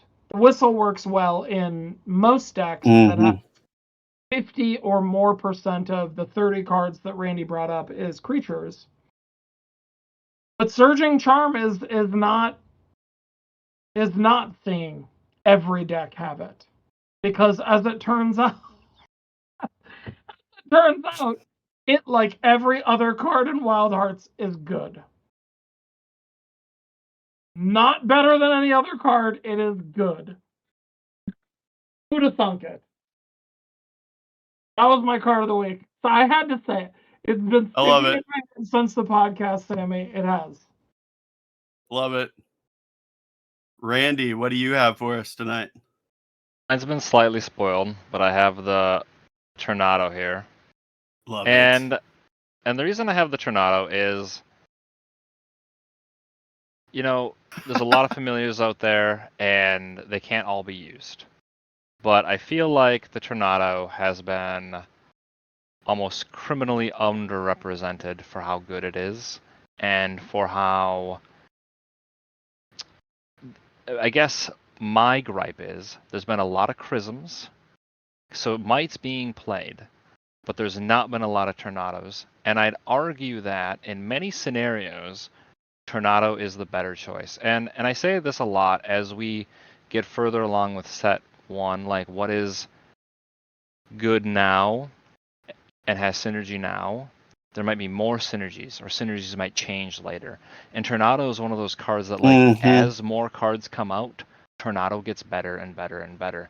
Because having a familiar that you can just discard to bring back is just so amazing, and it opens up so many tactics that you can just sort of, I know Chris kind of said this, you can just sort of float over all the problems. Like you can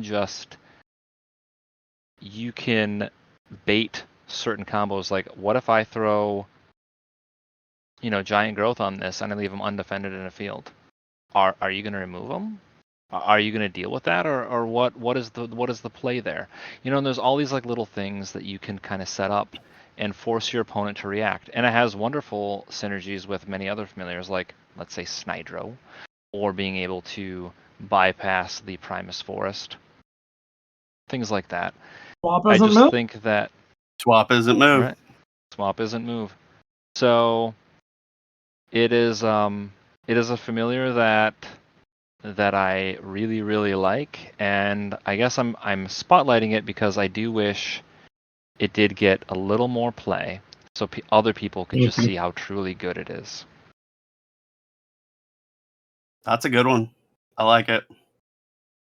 No one thinks they need swap, Randy, until they need swap. Yeah. Yep. Okay. I hinted at mine earlier.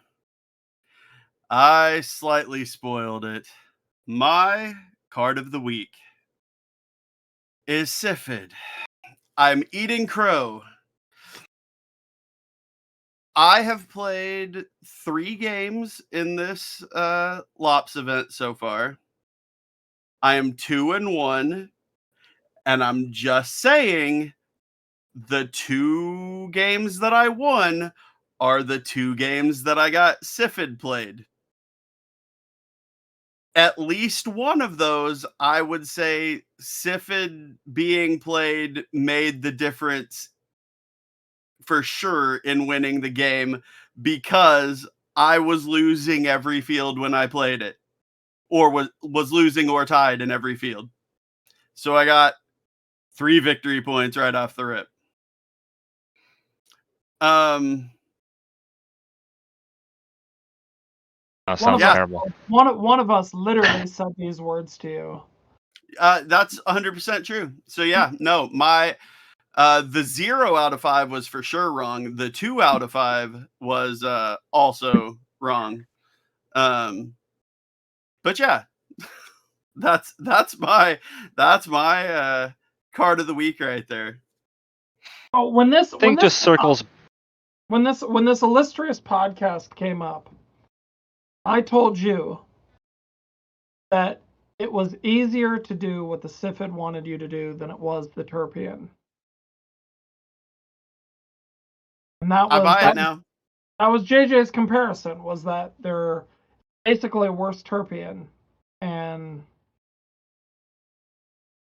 its Well- debut is easier. The Turpian's ongoing is better than its KO, like plus minus, Well, and Might doesn't, like Mono Might doesn't really have access to, deploying a familiar outside of the Sifid.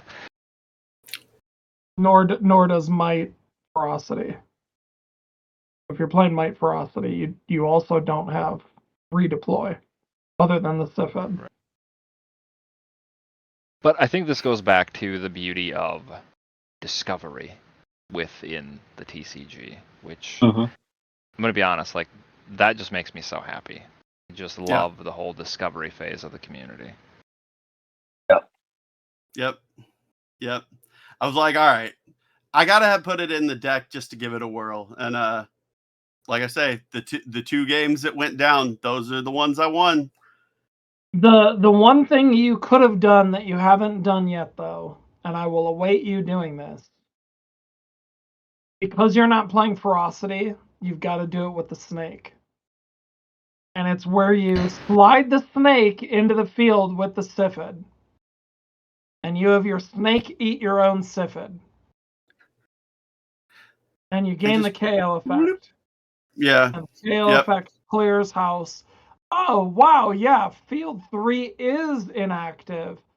And all of your creatures are going to move out there. Right. I will await for you to do that. That was the one I look forward to the excellent opportunity. No, and honestly, I said this when y'all dropped the podcast rating cards. I said, like, I chuckled because I don't think there's any reason for us. Obviously, like, we chat about discussions over, even without the draw. Everyone here has been told that Foxtail Necklace is a broken card, and every card is broken, and that's good. That's good. But yeah, mostly tactics though. Mostly tactics statistically is 100% broken. Everything else is like 90 to 95. Yeah. But I told you that when you guys were rating cards, as like, Yeah. The Sifid was an easy one, I think, for people to look at and be like, you guys had said on the podcast, when is Might losing fields? Found it. Well, yeah, you think of like all of the answers of like momentum shift, the Rapture Ally, Spirit Shackle, Skyer. Mm-hmm. You see all of these like answers that are built into the game, and it's like, Chrism couldn't get KO'd, but I definitely could special attack him and Skyer him. And then playing the Sifid, and you're like, yeah, now that 8 power is back on the board. P.S. Give me my VP. I like Randy. I like the turnaround, but it always makes me chuckle because now I await you to go back and look at the other ones that were rated in an interesting manner, either extremely high and eyebrow-raisingly high, or I think, remind me, was the Badoo not the lowest rated familiar you guys had? I'm pretty sure it was from Series 1. I'm pretty sure it was. That said, I think all the familiars were pretty. There wasn't a whole lot of spread in the familiars. They were 3 or higher, no matter what. Yeah. The thing I found the most confusing is the Badoo was rated low, but the Snyder was rated very high, and the synergy with the Snyder and the Badoo is very high. And it was very confusing because the Badoo can move the Snydro, and I was just like, why? If you all love the Snydro, why do you not love the Badoo when the Badoo moves the Snydro to give you what you want? People don't like card draw, and they don't like. Maybe I'll try tactics next time. I don't know. They don't like card draw or movement, Randy. Get that through your head. Right. Those That are is why no bad. one Those are plays bad tactics, things. because movement Yeah. is no fun. Nobody likes that. Yeah, no one likes it. Yeah. No good. No good. So now, are you gonna go rewatch the podcast, Sammy? Are you gonna? And then Nah. make note of all the cards that you rated too low. I don't think I was about to say I didn't rate a whole lot super low. I certainly didn't rate anything a 0. My card of the week was almost Puff Spree because I was also told that it was busted and will be in every special deck. Hey, everyone is running special this tournament. How many do you think are in the deck? I have 2. Yep. Is that That's how it? many. That's how. Amazing. That's funny. So yeah, I just, it's one of those things where I feel like if you had everyone playing in the Lops event in that video, and this is something G Vader said after you guys posted it, like, this is so all over the place. If you had everyone who's playing the Lops event with you and JJ in that video, every single person would have had wildly different ratings on every card. There would have been very little to no agreement. That would be pretty fun, actually. It would be absolutely chaotic, but it would be fun. We should actually do a video like rate this card after Series 1 drops, and you see the additional cards that come out. You can get those like downloadable forms where it's like S, A, B, C, D, E, Oh, F yeah. tiers, Yes. and you can The like tier- put the the cards. tier list. We Yes. should have people submit those to us. That would be That'd be like a amazing. cool I thing. love Like it. everyone That's a just great submit your idea. tier list. Yes. That'd be so good. That's After an tier 1, we outstanding. do it, and we do a Tamer talk just based on anonymous Yes. rankings of Yes. cards. Yes. That's too I good. love that. That's too good. All right. Well, that was a I feel like I've grown a little bit. I've realized the joys of Sifid. So good cards of the week, everybody. That was fun. We've got a mailbag. Most of the questions ended up coming from one person, really, in this case. But I figured I would open with a question of my own that everybody is going to just love. I think it's going to be the perfect starting question for this. And it is Hold on, simply, hold what on. is it? Yeah. Gareth isn't here. Where'd Gareth go? He's back. there he is. Okay. But It's going to be, what is everybody's favorite staple card and why?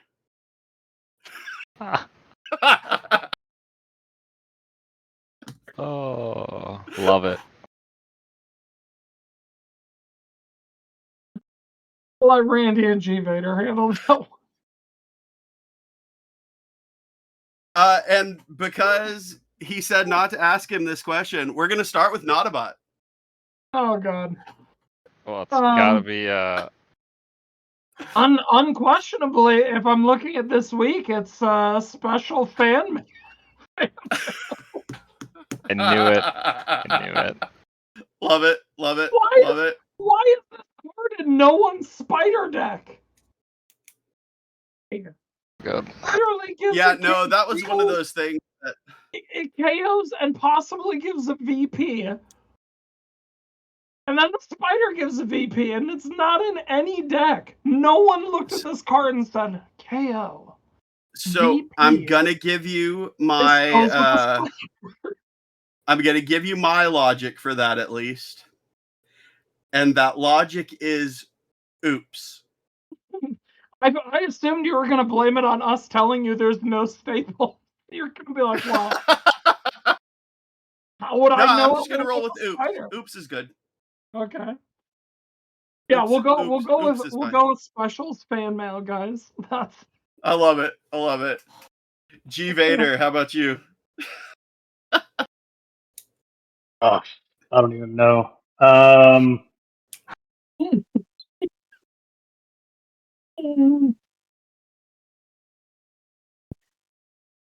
do like my Scorpion. I don't think it's a staple Ooh. card. But Good answer. I like that. I do like the Scorpion.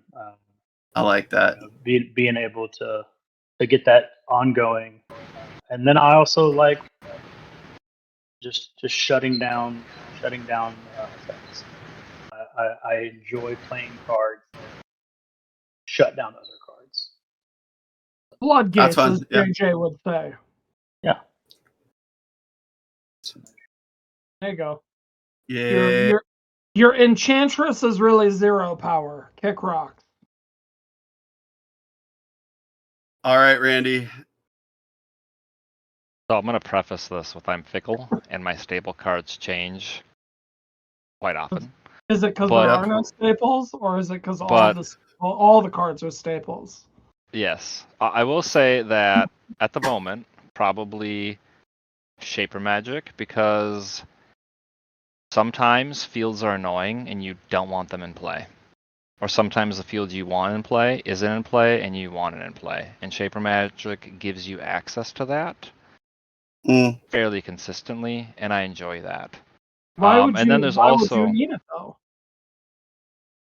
Well, because sometimes, you're not running Tornado and someone's running Primus Forest and you have movement. And then I know, and then but you I'm don't saying why actually would you? like Why? No, I'm saying why would you need it? You just cheat and manipulate the judge deck. See, I was originally going to say Judge's Rude. Decree, but I thought that'd be a little bit on the nose, so I changed it. I thought you were gonna say judge's deck. Just the 8 cards in the judge's deck. Those are my favorite staples. I use them every game. I use all 8 of them every game. Too good. Well, All for 8 me, every game. the obvious answer is Surging Charm. Surging Charm. It's in every one of his non-tactics decks. Absolutely. Now, in reality, my go-to at this point has been Sylph Amulet, has probably been the card I've gotten the most work out of, primarily as a support, but I have had some good use here and there of it for the actual playability of the card as well. So that's probably my serious answer of what has, for Might, the way I've been playing it, been the closest to a staple for my decks. But he's lying, guys. That's Bounce Orb. That Play card supply. is the only terrible card in the game. Love it. No. That is 100% the most user error, I can't trust myself card with in the game. Yeah.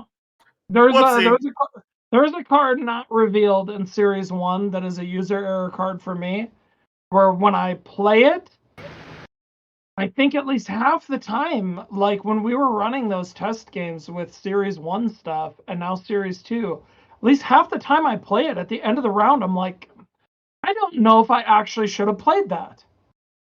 It ends up biting me. Shadow Magic, Randy. Interesting. Bites me. Every time I feel like it's double-edged. Not double-edged hit. That card is... That's good. It's amazing. It is. What other parts? All right. So I don't know if you saw, but originally I called that double-edged hilt. And then I think other people started doing that too. It was pretty funny. It was really annoying because it was Randy spoiling Wild Heart's Origins, where it was like medieval style Tamers on the battlefield with swords. And suddenly he's spoiling Double-Edged Hilt, which is a card in Origins. Come on, Randy. Dang it, Randy. Good help is hard to find.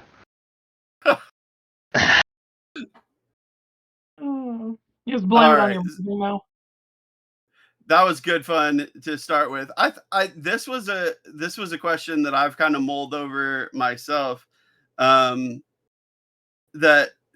going back to the Kickstarter campaigns, going back to the importance of the following, and like you say, the kind of the psychology of seeing everything. It was asked, we've got a lot of people playing or seeming interested in playing. Why do you guys think maybe that doesn't always convert into the Kickstarter itself? I'll go last on this one. I'll let them answer.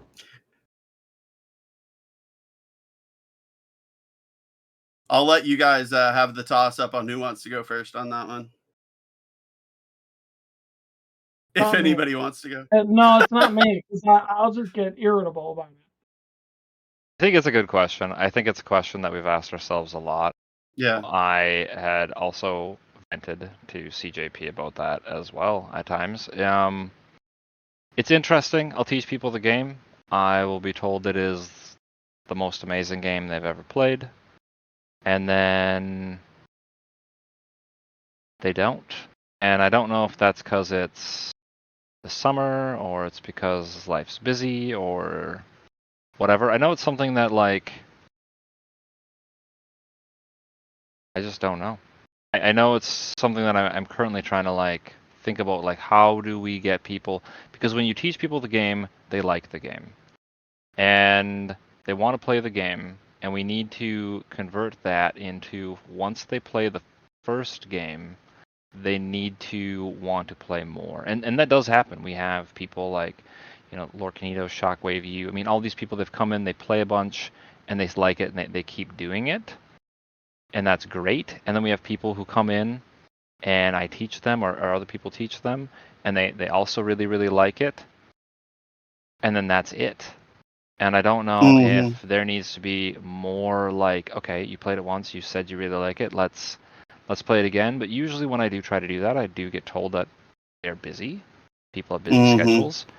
But at the same point in time, like, people will tend to make time for things that they want to do. So it is a tricky question that I'm not entirely sure I have an exact answer for. Yeah, I think for me it comes down to community. We have a lot of people kind of spread around. We've got a couple of people locally to my area or to Texas where they'll play it and they're excited about it, and they'll play it with their significant other or their friend, and then that's the extent of it. So like there's been some joking both publicly and privately. Somehow we're the one TCG or the one community who has a bunch of introverts because we put this game in front of someone. There's a guy who is local to my community. He was in one of the tournaments. He was like, I don't know who to play with, and I think that is a real reality. I mean, that's a real thing that we're trying to. I think that someone comes in a community, we put them in front of Randy, and Randy plays the game with them. I think that's a great introduction to the game, but they're really to grow with the game. Got to be able to have that person or those group of people that you play with, and so I think trying to find that and trying to find people to be ambassadors and champions of the game, to go out and to do to spread the love. I was telling Chris about this particular game that I've kind of followed it through its journey of first edition on Kickstarter to now they have a big box, and it's been several years, and even after all of these years, in one of his Kickstarter updates, he said, this game would not be what it is if not for the community. This is a kind of this particular company is almost like a one-man show. And so for us, it was kind of reflective of saying, yes, we can put out an amazing product, and we can have the Randys, and we can have demo decks, and we can teach people and have these lock kits. But the biggest thing for us is trying to have that community and have those people to then turn around and champion the game. And so for the Sams to tell, the Sallys, and the Sallys to tell the Jans, and all these other people to tell about the game. And so they have to say, well, where do we go? Go to Kickstarter. Hey, why don't you come over to my house and learn this game? And I think that's the one spark that we're still trying to figure out. We're still trying to really crack that, because I do think that we have an amazing game, a world that you can find yourself in. I feel like we've only kind of scratched the surface with the world that we've created. We've kind of zoomed in on the competition side of the game, but there's, maybe you're an Infernander, that helps put out fire, helps control different things. And so there's all kinds of world building that we haven't even touched, that we've just kind of just passed right by in the lore book. And so I don't think that the world, I don't think the mechanics, I feel like that the game, those are things that have been built. Those are things that we can support. It's really trying to find that community. Mm-hmm. So one of the things that, the reality of right now that we're struggling with is, you've got some of the team here in Texas, some of the team up in North, but just overall in-person presence at Origins, at Gen Con, at PAX Unplugged, and all of these conventions that we currently just don't have the reach for that. And I think that's the thing that's holding us back from this game just kind of blowing up and being amazing, is that community and that community growth. The community we do have is amazing, but comparative to other companies and to other things, it's a very small community. And so that's the thing that's kind of holding us back. Yeah. One thing to that point, I was talking to the Lorcanitos. I'm going to be at Gen Con with a buddy of mine that I haven't gotten to agree to sit down and play Wild Hearts with me yet.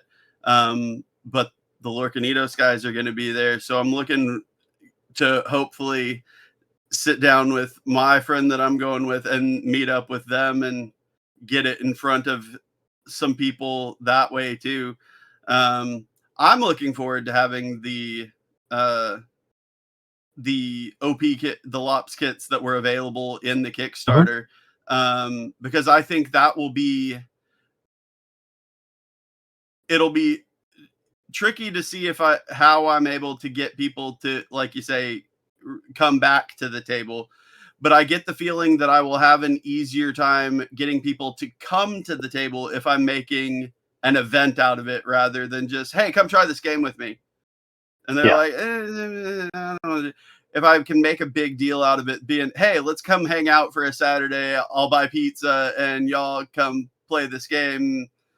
I'll give y'all, I have a bunch of extra starter decks that I ordered. Like, I'll give everybody a deck. I'll give everybody some of my bulk cards, and everybody's going to get participation prizes on top of that from the Lops kit.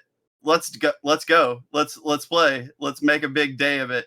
So I'm hoping that will help. That's something that I'm looking forward to trying. But I know Notabot wanted to save his thoughts for last here on this question. Yeah, I mean we've chatted about it, obviously since the days of the RPG. I think having been in the TCG community since I was 7 years old, the volume of people that ask for something different than the current TCGs offered is massive. We offer that. The volume of people that would like to be able to play their TCG in, pick any of the major TCGs. People want to be able to engage with it within their own parameters, right?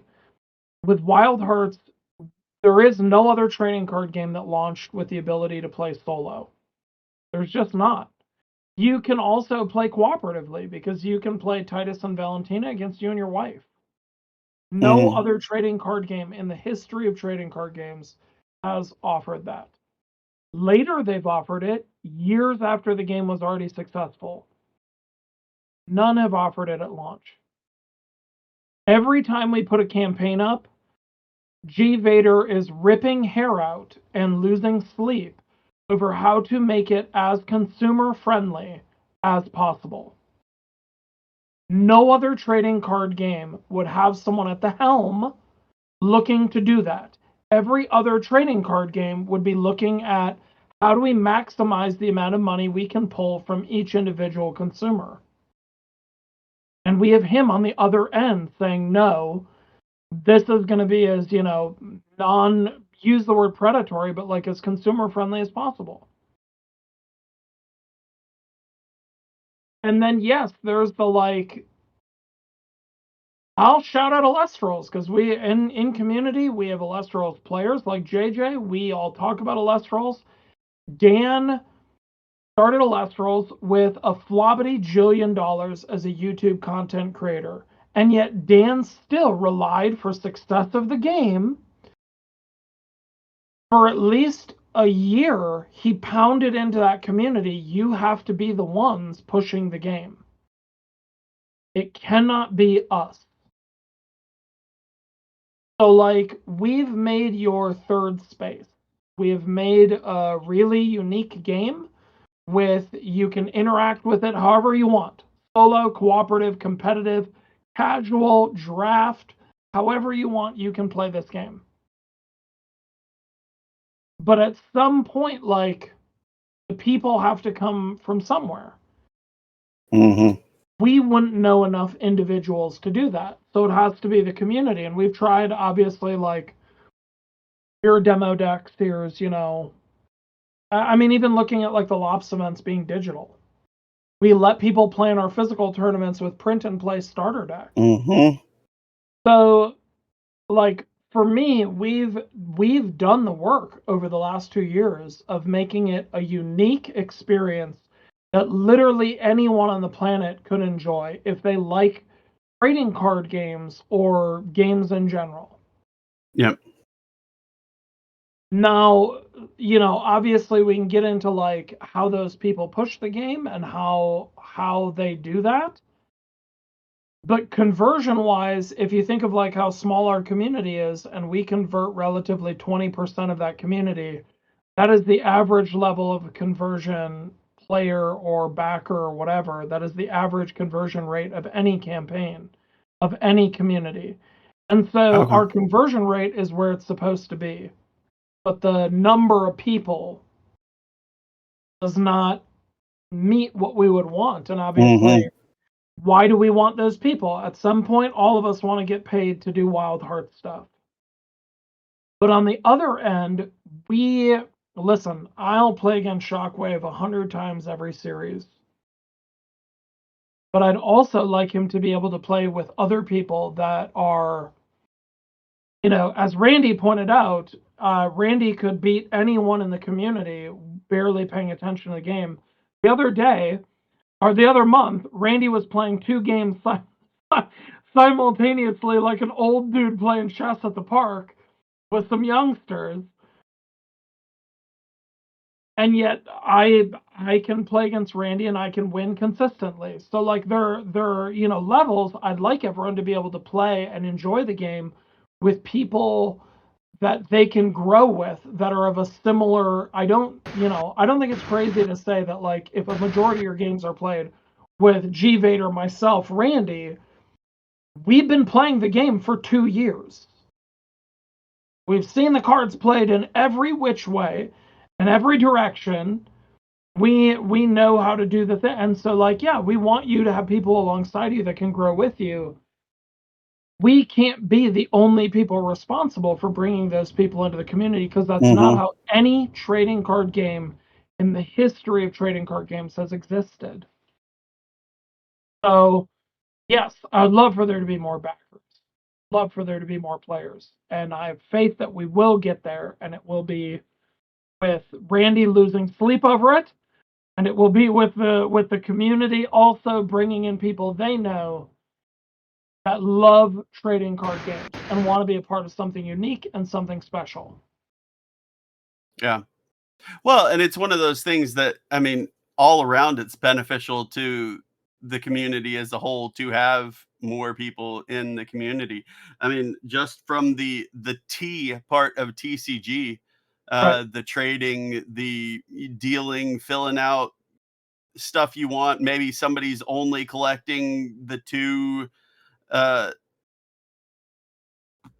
only collecting might and special, like that's all they want to collect. They've got all this extra stuff from the others that they don't want to play.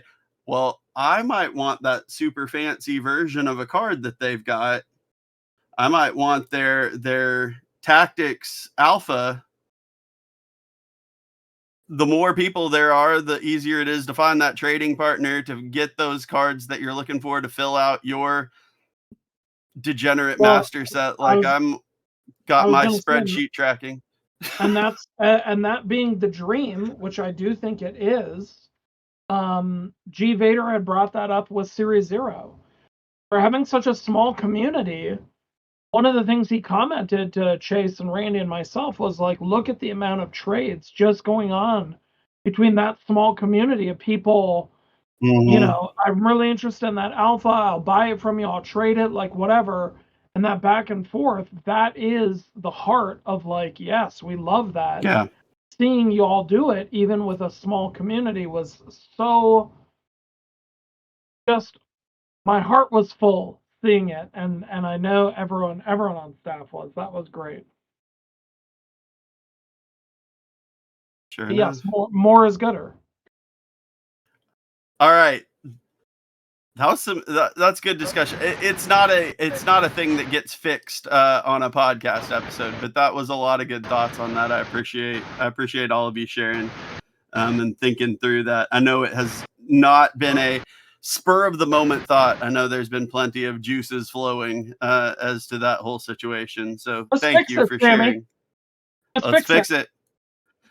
So the next question, we're not done quite yet, is a more lore-based question. Somebody asked, is there a Team Rocket equivalent in the world here? Someone didn't read the Lops event. Gareth, is there a Team Rocket? I don't know that reference. Do we have a bad guy group? Yeah, we do. I think that there's again in the lore book, you talk about the Horizon. Mm-hmm. There's a lot of mystery around that group. There's a lot of mystery about what they're trying to accomplish. And one of the things that for me is exciting is that the world of Wild Hearts is not necessarily limited to just the TCG.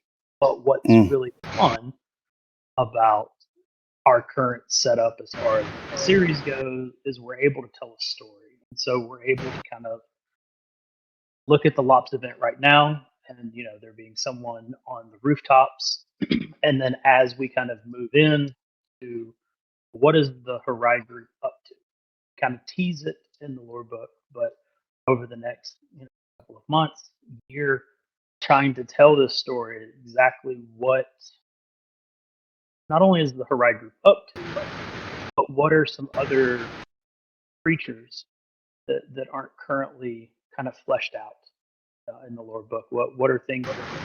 What are other forces of nature, if you will, about? And so, with each series, trying to tell a particular story. So our Lops event here is talking about the Horizon group, kind of up to something, and then we've got something cooking in the very near future of another member of the Horizon group that may be up to something in the Mirelands. And so she is going to be doing some crazy things, and maybe there's some people in the community that are going to be reaching out to other tamers and asking them to join them in their quest for preserving nature and for really taking care of the creatures.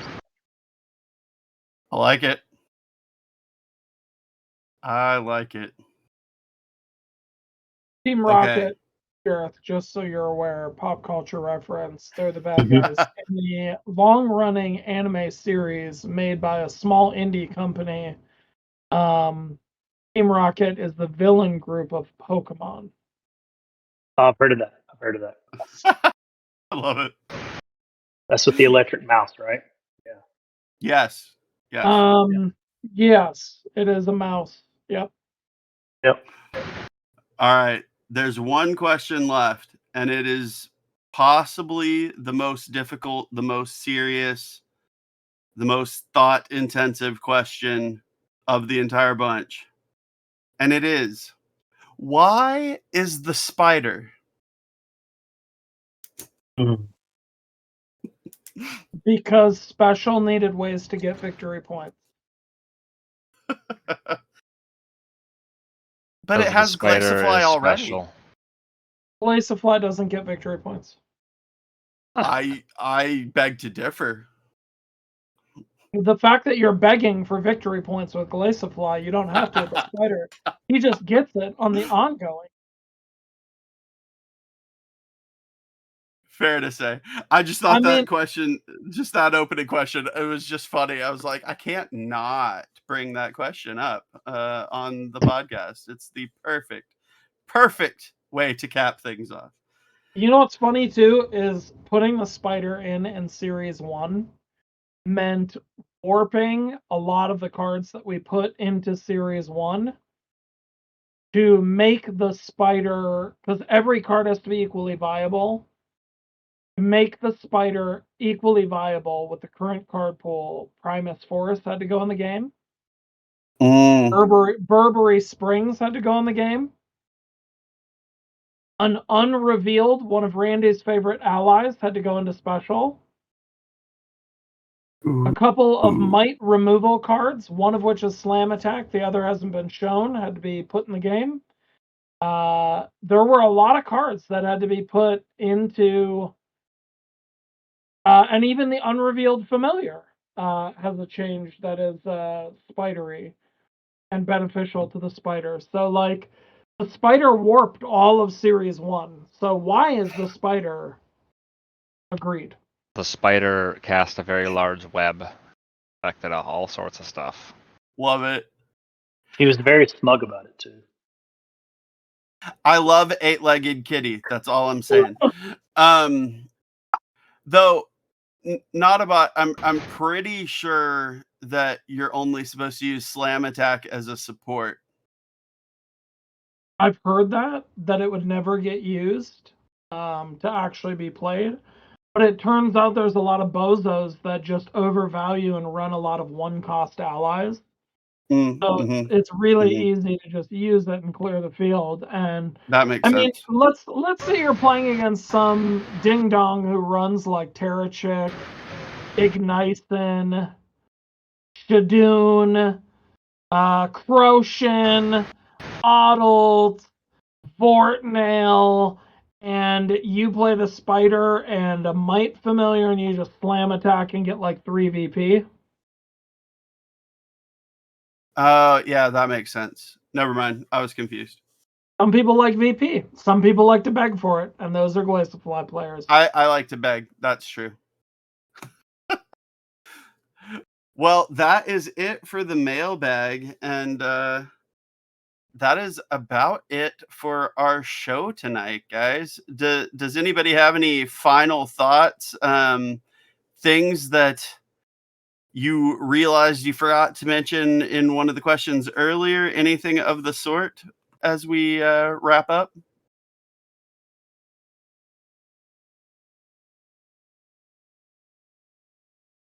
I'm seeing heads shake. I And don't have anything. No. I don't have anything. All right. Well, fair enough. Well, in that case, this has been Tamer Talk. I've been Samuel Graham does TCGs. Who else has been with me tonight? I'm not a bot. Vader. Randy. Thank you much for being here with us tonight, and I hope y'all have a great rest of the night. Play some Wild Hearts. Bye, y'all.